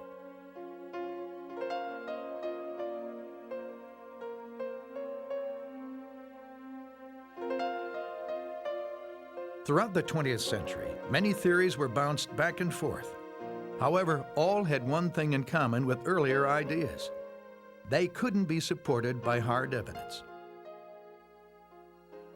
Then, in 1978, in a limestone gorge in central Italy, a geologist named Walter Alvarez made a discovery that took the dinosaurs' extinction out of the realm of guesswork. Alvarez noticed a strange thin dark line of clay between two layers of sediment, dating back roughly 65 million years. Below the unusual clay is limestone from the Cretaceous, a period in which the dinosaurs were thriving. Above it is the Tertiary period, when all the dinosaurs and many other life forms disappeared from the fossil record. Because the layer divides these two geologic periods, it's known as the KT boundary. The C was changed to K because C had already been used to describe another geological time period. Alvarez brought a sample of the thin clay layer back to the lab for analysis. There, his team discovered something strange. It had over 30 times the normal concentration of a rare metal called iridium. Stranger still, other researchers soon reported the same clay layer at sites around the world, always loaded with iridium. Then, with the help of his father, a Nobel Prize-winning physicist, and other colleagues, Alvarez came up with a daring new theory. Since iridium is rare on Earth's surface, but common in asteroids, he deduced that 65 million years ago, a 6-mile-wide asteroid slammed into the Earth and vaporized, showering the globe with clouds of iridium-rich dust and other debris. Because this phenomenon coincided with the extinction of the dinosaurs, they developed the now well-known scenario for the dinosaurs' sudden death by a killer asteroid. But critics were quick to point out that iridium at that level isn't found only in asteroids, it's also in the Earth's core. So maybe the dust clouds spewed from volcanic eruptions. Scientists have found evidence of extraordinary lava flows in India that coincide with the dinosaur extinction. But it's uncertain whether the eruptions were vast enough to cause worldwide extinction. Meanwhile, if Alvarez and his supporters wanted to prove their case, they needed to find a huge crater somewhere on Earth's surface. According to their calculations, it should be about 112 miles in diameter and 65 million years old. Soon, several candidates were spotted, one in Canada, another in Iowa. But the Canadian crater was too old, and neither crater was big enough. Then, in 1990, the elusive crater was finally discovered just off the coast of Mexico's Yucatan Peninsula, mostly beneath the Caribbean Sea. It was named the Chicxulub crater. Though the crater had been found, a crucial question remained. Was the impact alone enough to cause the extinction of the dinosaurs and half the life on Earth? The team aboard the Juarez Resolution is out to prove that it wasn't. Their leader, Haraldur Sigurdsson, thinks there was more to it. His team is here in the Caribbean Sea to explore sediments from the KT boundary that surround the submerged Chicxulub crater. They're hoping to find evidence that the rock layers hit by the asteroid were rich in sulfur, which would have worsened the aftermath of the explosion. The research ship will drill not into the underwater crater itself, but into several spots on its periphery. When the asteroid hit, it first threw out dense, fiery rock and debris for thousands of miles before the finer particles floated into the atmosphere. The heavier ejected material at the KT boundary is what interests Sigurdsson. One of the objectives of our expedition is to drill into the seafloor in the Caribbean in order to recover material from the boundary layer or from the deposit that was ejected by this great impact. The drill team pushes a pipe thousands of feet long through a hole in the bottom of the ship. On the end of the pipe is a drill bit with super hard tungsten carbide teeth that can chew through rock. A sonar beacon sends sound waves to the ship, guiding the drill into a cone already set on the seafloor.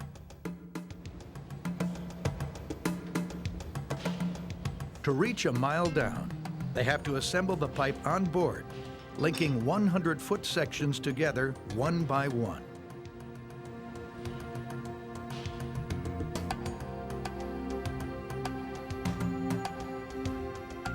Sand and rock layers beneath the ocean floor get pushed up the pipe to form a core that the scientists will study. To retrieve just one sample, it takes a total of 4 hours.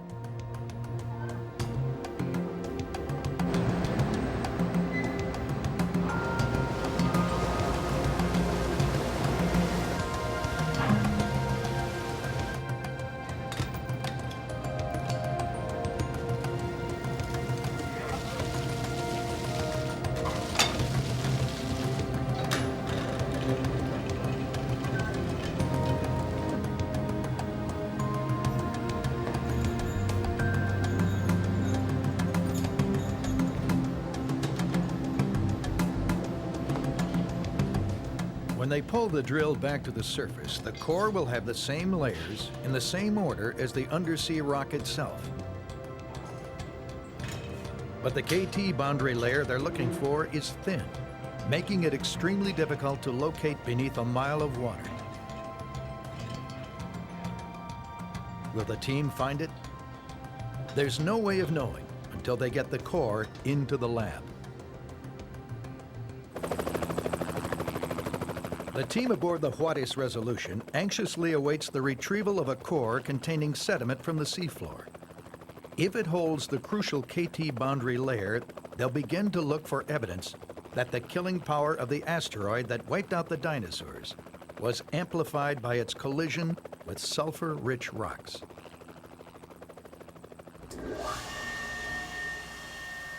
After the core is recovered and cut into manageable sections, it's sliced down the middle at the splitting station.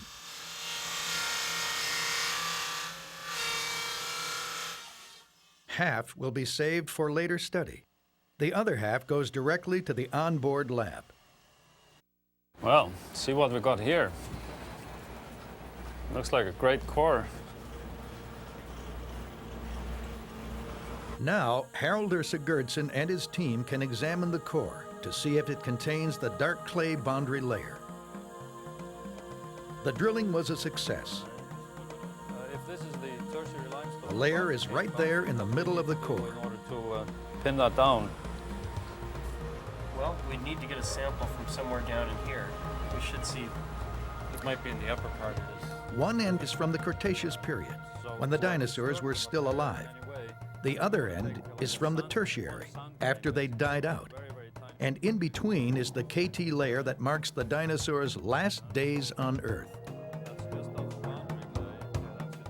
But Sigurdsson leaves nothing to chance. He has to be sure that he's really found debris thrown from the impact. For that, he'll study a sample under the microscope to look for the unmistakable signs of an asteroid explosion.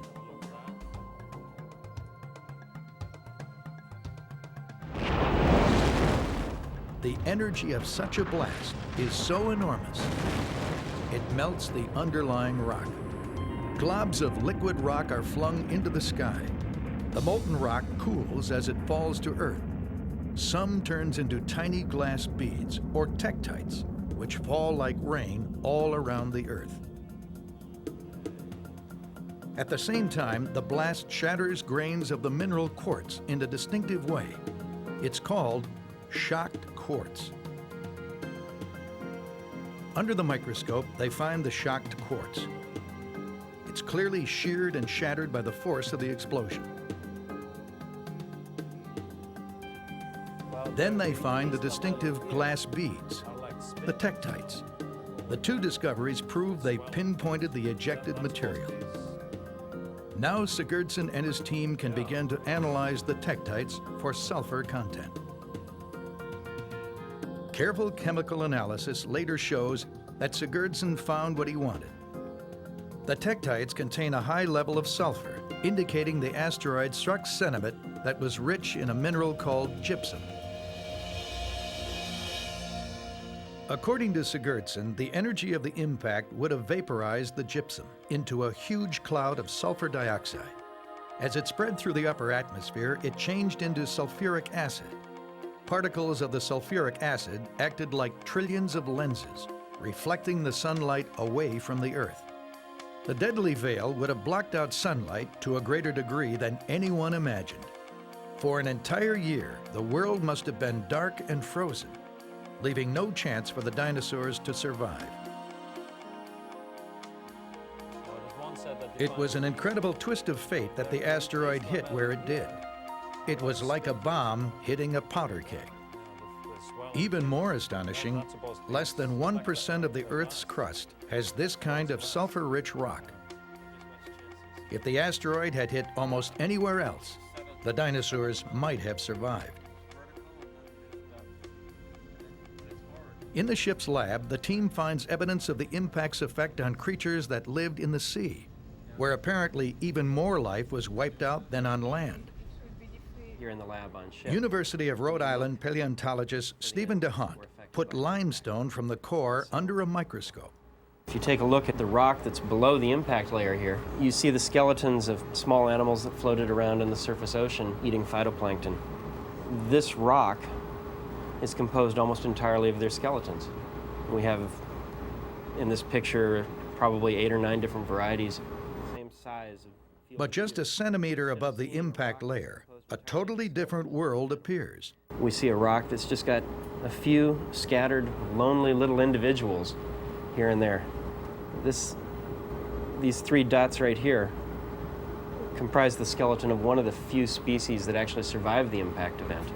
Before, the ocean was filled with all these other varieties. After the event, nothing left. So an ocean teeming with life suddenly became barren and empty.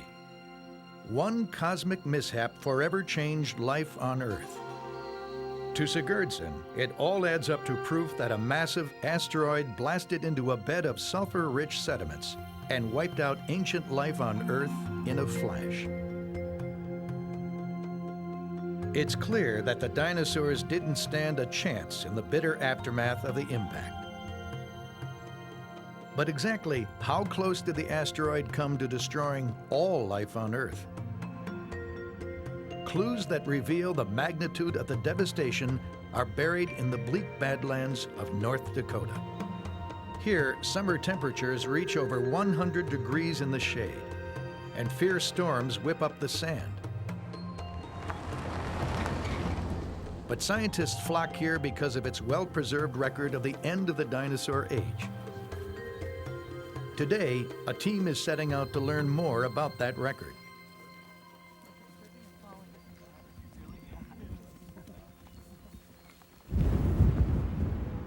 Leading them is Kirk Johnson, a paleobotanist from the Denver Museum of Natural History.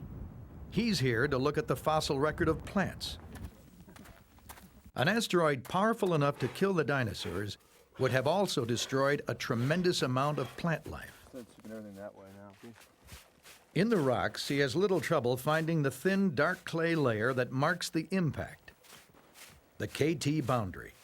This little thin layer here, it's about ½ an inch thick, it's dark gray to black, appears as though it was deposited in less than a year. It looks like it's the fallout layer from an asteroid impact that occurred in Mexico.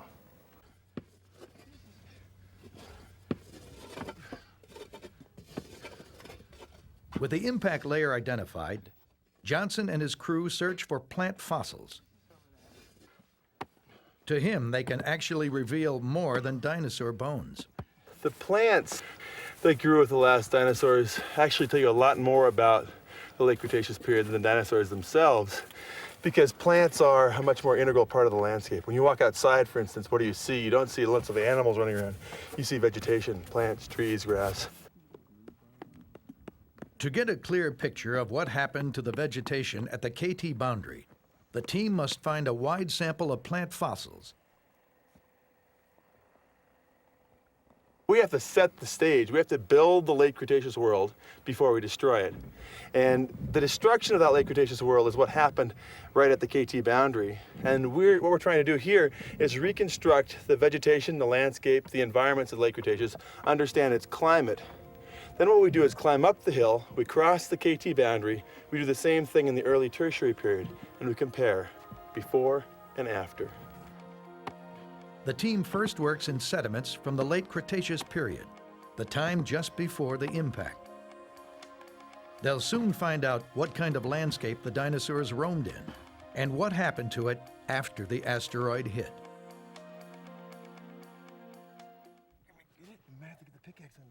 By finding plant fossils from below the KT boundary layer and comparing them to what's left above, paleobotanist Kirk Johnson and his team hope to discover the destructive power of the asteroid that caused the dinosaurs' extinction.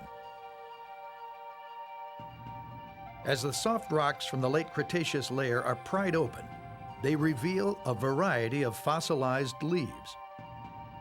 Impressions of plants that once provided food and shade for the dinosaurs are exposed for the first time in millions of years.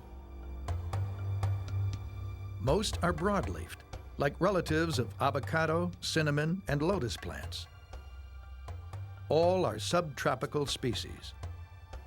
Even a palm tree turns up. This is a 66 million year old palm frond. So we're looking at a fossil that was a tree 66 million years ago, and that means that 66 million years ago, North Dakota wasn't cold in the winters. It was warm in the winters, and it was warm in the summers. It was a subtropical climate. In the final days of the dinosaurs, this part of North Dakota was a lush forest. And the soft sandstone the fossils are found in tells Johnson that a stream once ran through this area. The fossils formed when leaves dropped into the stream and were buried by sand. Over time, the stream dried up and sandy layers slowly turned to rock, while minerals entered into the leaves and turned them into fossils. What's left millions of years later is a record of the once green and steamy landscape the dinosaurs lived in. But then the asteroid hit, and everything changed. After the boundary, the plant species diversity plummets. It's a real barren wasteland up there. I mean, it's still forests, but the forests have 5 or 6 different kinds of plants. Down here in the Cretaceous, 60 or 70 species of plants. Having collected more than 20,000 fossil leaves from above and below the KT boundary, Johnson calculates that 80% of the plant life here disappeared after the impact. Proof that the asteroid wiped out not just the dinosaurs, but entire ecosystems. Still, a mystery remains. Many small creatures made it through the crisis. Unlike dinosaurs, their fossils appear above the KT boundary.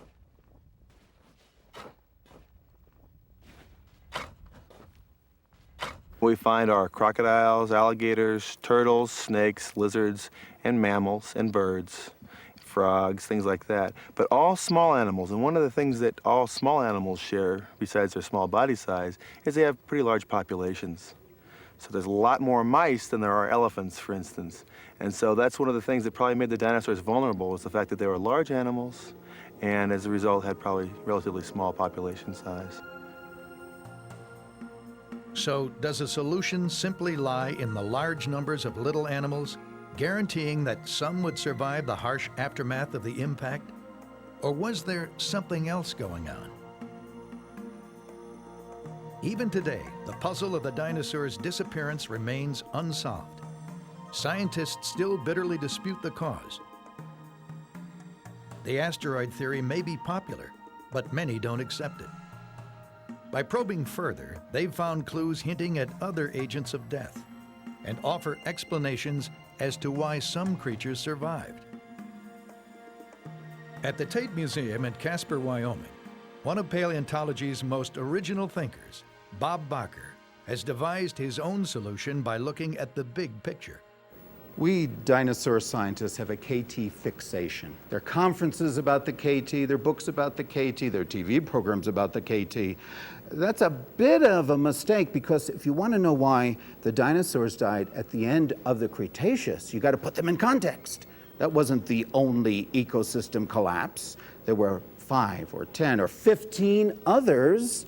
You've got to study the KT by comparing it to the end of the Jurassic, and the end of the Triassic, and the end of the Permian, and the extinctions that hit animals long after the Cretaceous.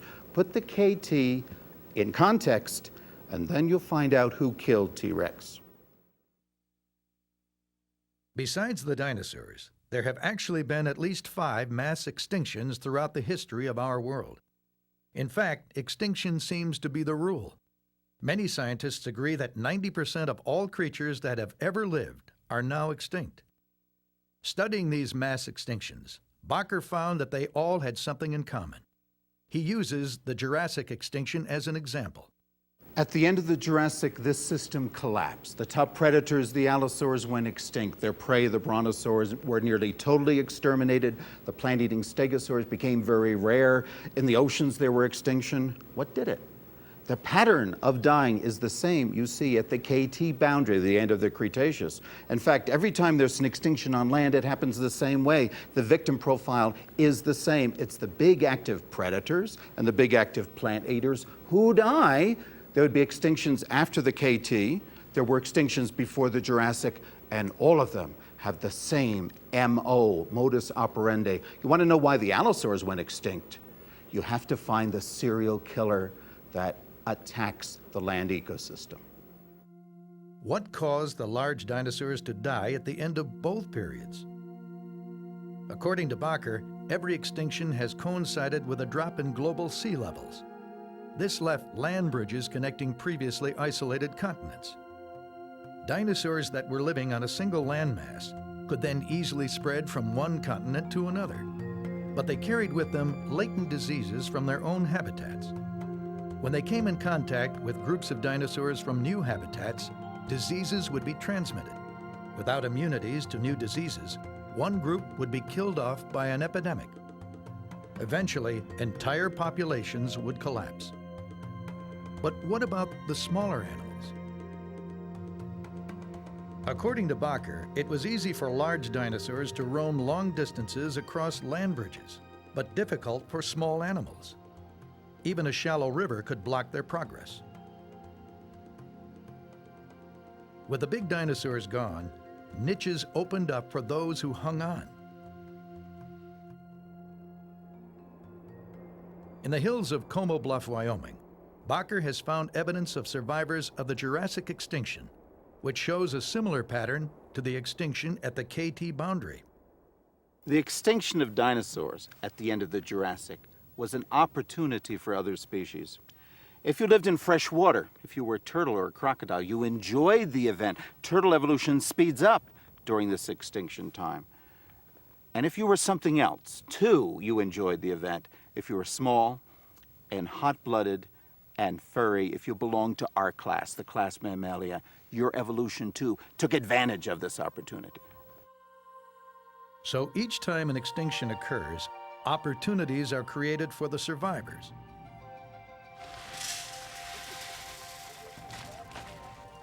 For another scientist, the surviving creatures at the KT boundary provide evidence for another novel theory of the dinosaurs' demise. He believes they weren't killed by a sudden asteroid explosion or disease, but by something in the air.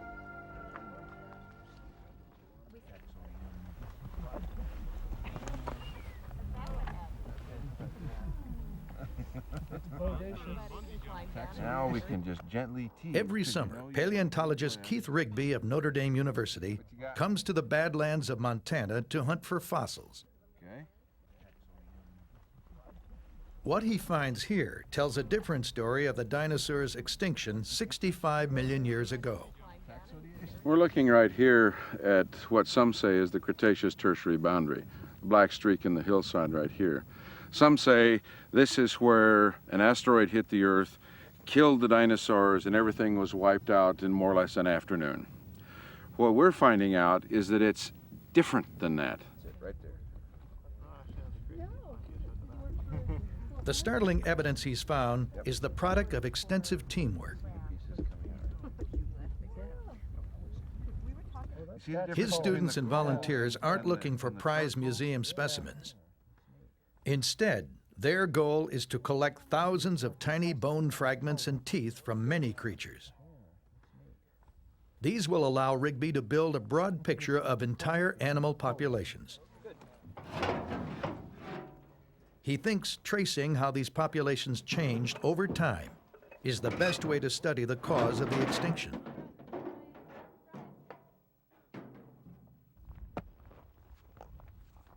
It's demanding work. Every day, his diggers shovel out a couple of tons of dirt. But this is no ordinary dirt. It comes from near the KT boundary and contains hundreds of small fossils.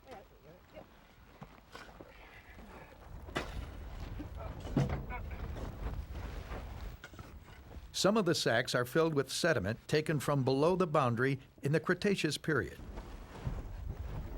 And others contain sediment from above in the Tertiary. Each is carefully labeled. Out of it now.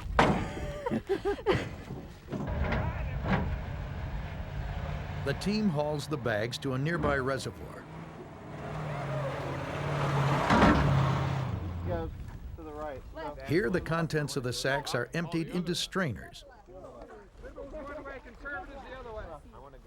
Each layer is kept separate.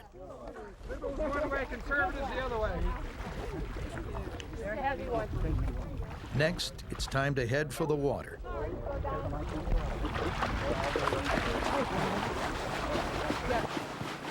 The water rinses away the sand and clay so that only hard material remains.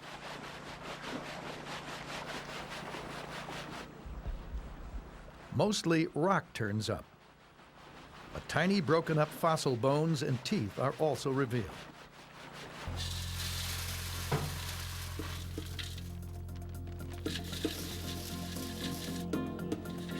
Back on dry land, the rocky debris is picked out, leaving only fossils.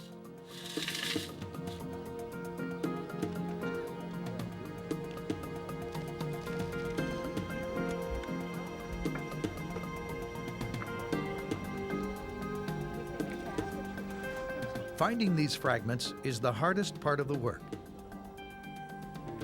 The trick is knowing which are rock and which are fossil. It takes a discerning eye. Though the fossils aren't much to look at, there are lots of them from a wide range of ancient animals. Not only dinosaurs, but alligators, salamanders, turtles, even tiny mammals. Back in the lab, the bones are sorted according to whether they were found in Cretaceous or Tertiary layers. Then they're organized by species. This will give Rigby an indication of which animals survived the KT boundary event and which did not. No, I'm just putting it up there. By tracing the fate of a wide variety of animals, Rigby creates a kind of snapshot of the entire living world in the Cretaceous and Tertiary periods. If there was a sudden catastrophe, it should show up as a clean break in the fossil record of many species at the KT boundary. But in fact, Rigby has found just the opposite. His work shows that the dinosaurs' extinction unfolded slowly, too slowly for an asteroid to have been the cause, and was already underway long before the asteroid hit. What's more, Rigby discovered that the smaller animals that became extinct around the time of the impact did so gradually, not in one single swift moment.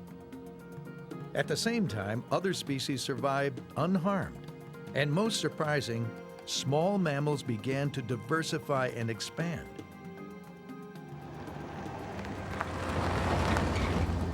So even though Rigby accepts that an asteroid hit the Earth 65 million years ago, he's convinced that other factors have already set the wheels of extinction into motion.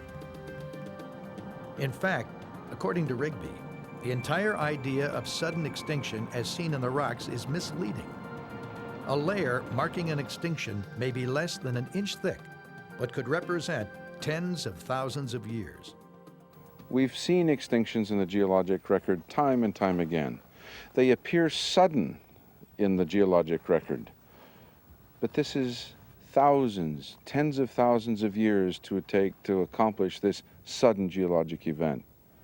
It takes time. It appears suddenly in the geologic record, but in our frame of reference, in our lifetimes, it's many generations, 10,000, 100,000 years, condensed to appear in the geologic record as sudden, but in reality is quite a long period of time. But if dinosaur extinction was already underway long before the asteroid hit, what caused it? Rigby and his colleagues have come up with a clever and controversial answer. He thinks the solution lies inside chunks of amber. But this is no Jurassic Park. He isn't trying to bring back the dinosaurs. He wants to figure out why they disappeared. Amber is formed from hardened pine resin, a protective substance found on the surface of trees. The sticky resin flows down the tree, trapping bugs, dirt, even bubbles of air. After a while, it solidifies, preserving everything inside. In its fossilized form, it's called amber.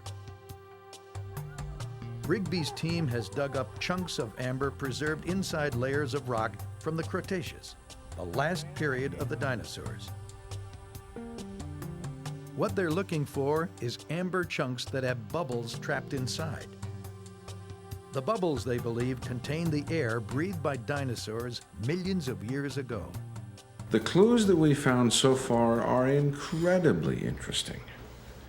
We found that the atmosphere of the last of the dinosaurs is dramatically different than what we have now.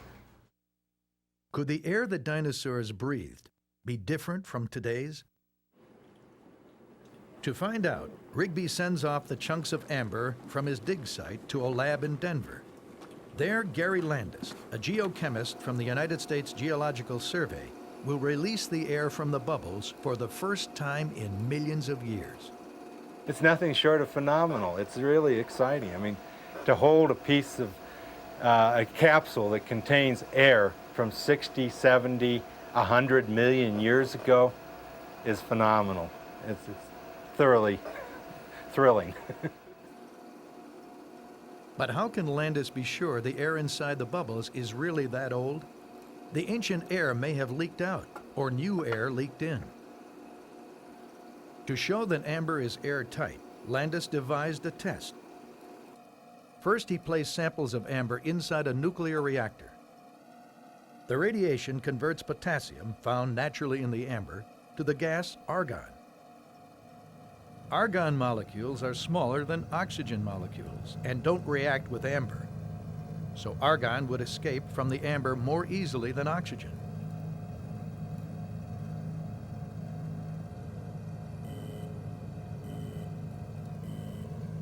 After monitoring the samples over a 3.5-year period, Landis found that the argon did not seep out, proving that amber is leak-proof.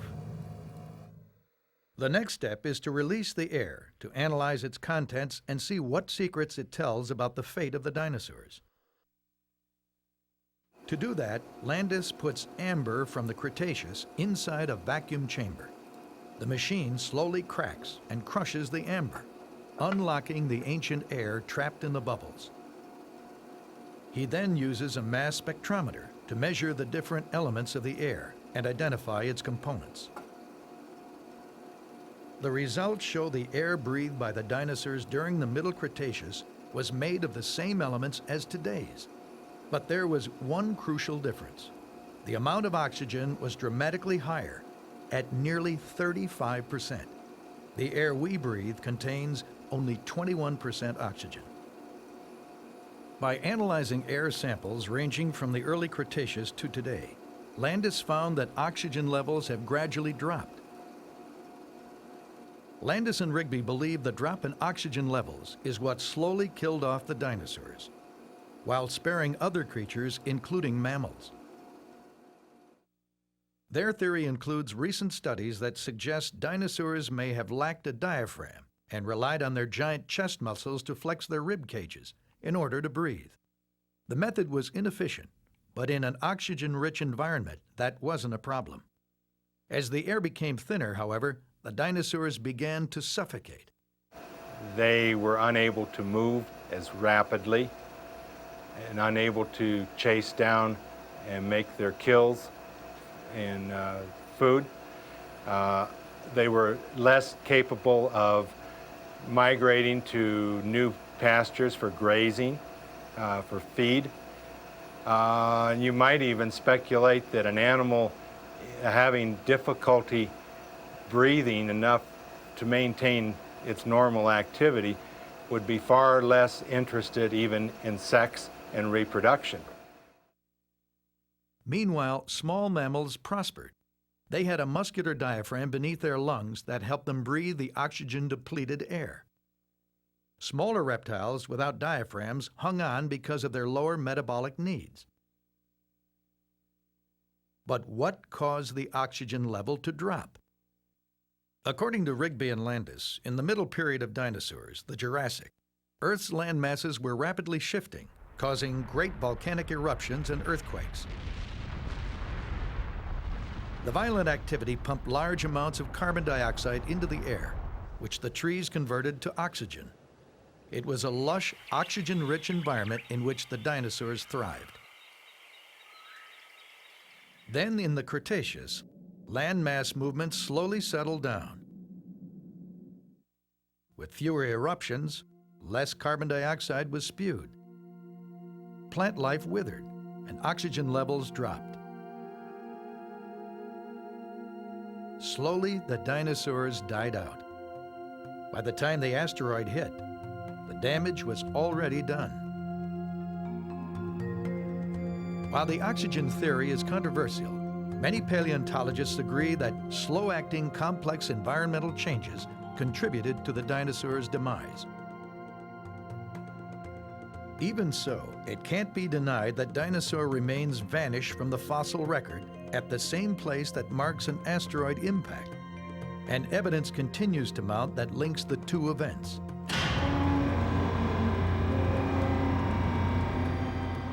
Vast craters that scar the Earth's surface show that debris from space has pummeled our planet more than once. Scientists who keep an eye on the far reaches of space consider the idea of a killer asteroid wreaking havoc on our planet as a very real threat even today. Could the human race become just another statistic on the extinction chart?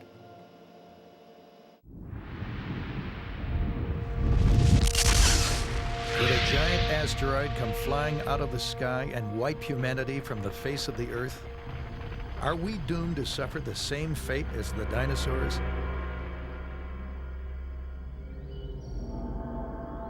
Some scientists are taking the threat seriously.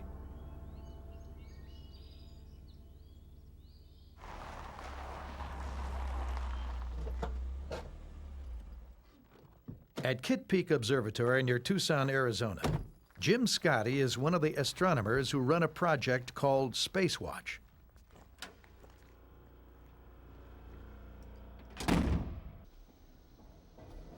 The team operates a telescope that keeps an eye out for asteroids and comets approaching Earth.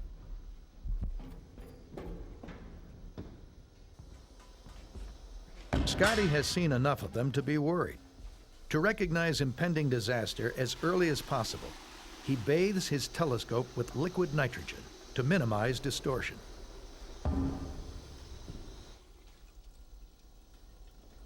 The telescope automatically rotates throughout the night, constantly scanning the skies for asteroids or comets that might be headed our way.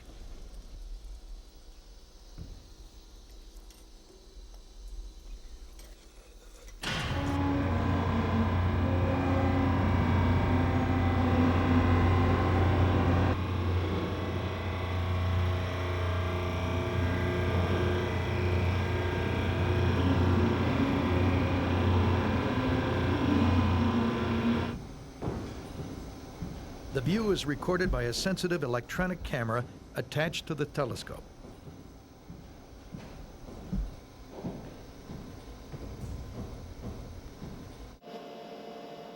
The images are fed into a computer, which picks out the fast-moving asteroids against the background of stationary stars and planets. On our computer screen, the slower-moving main-belt asteroids are indicated by flagging them with boxes and numbers indicating where the object is in the current image and was in the previous two images. Our computer software finds literally hundreds of main belt asteroids every night, but we're after the fast-moving asteroids that are potential Earth-crossing asteroids. So the Space Watch team gets worried only if the computer tracks a rogue asteroid that's been kicked out of the main asteroid belt between Mars and Jupiter and is heading toward Earth. They're finding about 3 a month. What are the chances we'll get hit? In fact, meteors, commonly known as shooting stars, hit us all the time. They're pieces of space debris smaller than an asteroid, but anything up to the size of a house will burn up in the atmosphere. A 100-foot asteroid strikes about once a century. That's what blew out Meteor Crater near Flagstaff, Arizona, 50,000 years ago. As for a 6-mile-wide dinosaur killer, fortunately, scientists think it's a rare event, maybe once every 100 million years. But there's another threat to worry about: comets. These icy masses don't orbit the sun in a well-defined belt like the asteroids do. Many swing far out to the edge of the solar system beyond Pluto. They're fast-moving, so they can appear out of deep space with relatively little warning. An object the size of the dinosaur killer, something like 10 or 20 kilometers in diameter, would be visible to our telescope with our current technology probably for only about a year or two. Astronomers only had a 16-month warning when fragments of comet Shoemaker-Levy were spotted heading toward Jupiter. In July 1994, their telescopes recorded the impacts. The biggest was equal to a 1 million megaton bomb, leaving an impact site the size of planet Earth. What could we do if we only had a few months' notice of such a cataclysmic threat? With present technology, there's not a lot we can do. There are plenty of ideas about how to defend ourselves, like sending a nuclear bomb into space to blow it up. But no matter what you do, you don't want to blow the asteroid to smithereens. That's not going to help you, because instead, you're not going to vaporize the asteroid, you're going to make it into a big rubble pile. And it's still going to hit the Earth. It may take a more subtle approach to nudge an asteroid out of the way, maybe using microwave beams or solar sails. The Spacewatch scientists think we should be trying to solve the problem. Dinosaurs lasted for well over 100 million years, and they endured at least one other big impact event. But during all that time, they never quite got around to building an asteroid deflection system. So look what it got them. It got them fossilized. Even if humans had been around at the time of the dinosaurs to develop Star Wars technology, we might not have saved them. Though new evidence strongly suggests that an asteroid was the agent of death, the dinosaurs may have already been on the way out, endangered by millions of years of global change to which they couldn't adapt fast enough. Or perhaps they dropped in droves from disease. For now, the dinosaurs' extinction remains a compelling mystery. But scientists are learning more about the forces of nature that caused it. Maybe one day they'll put all the pieces together and in the process gain insight about our own future.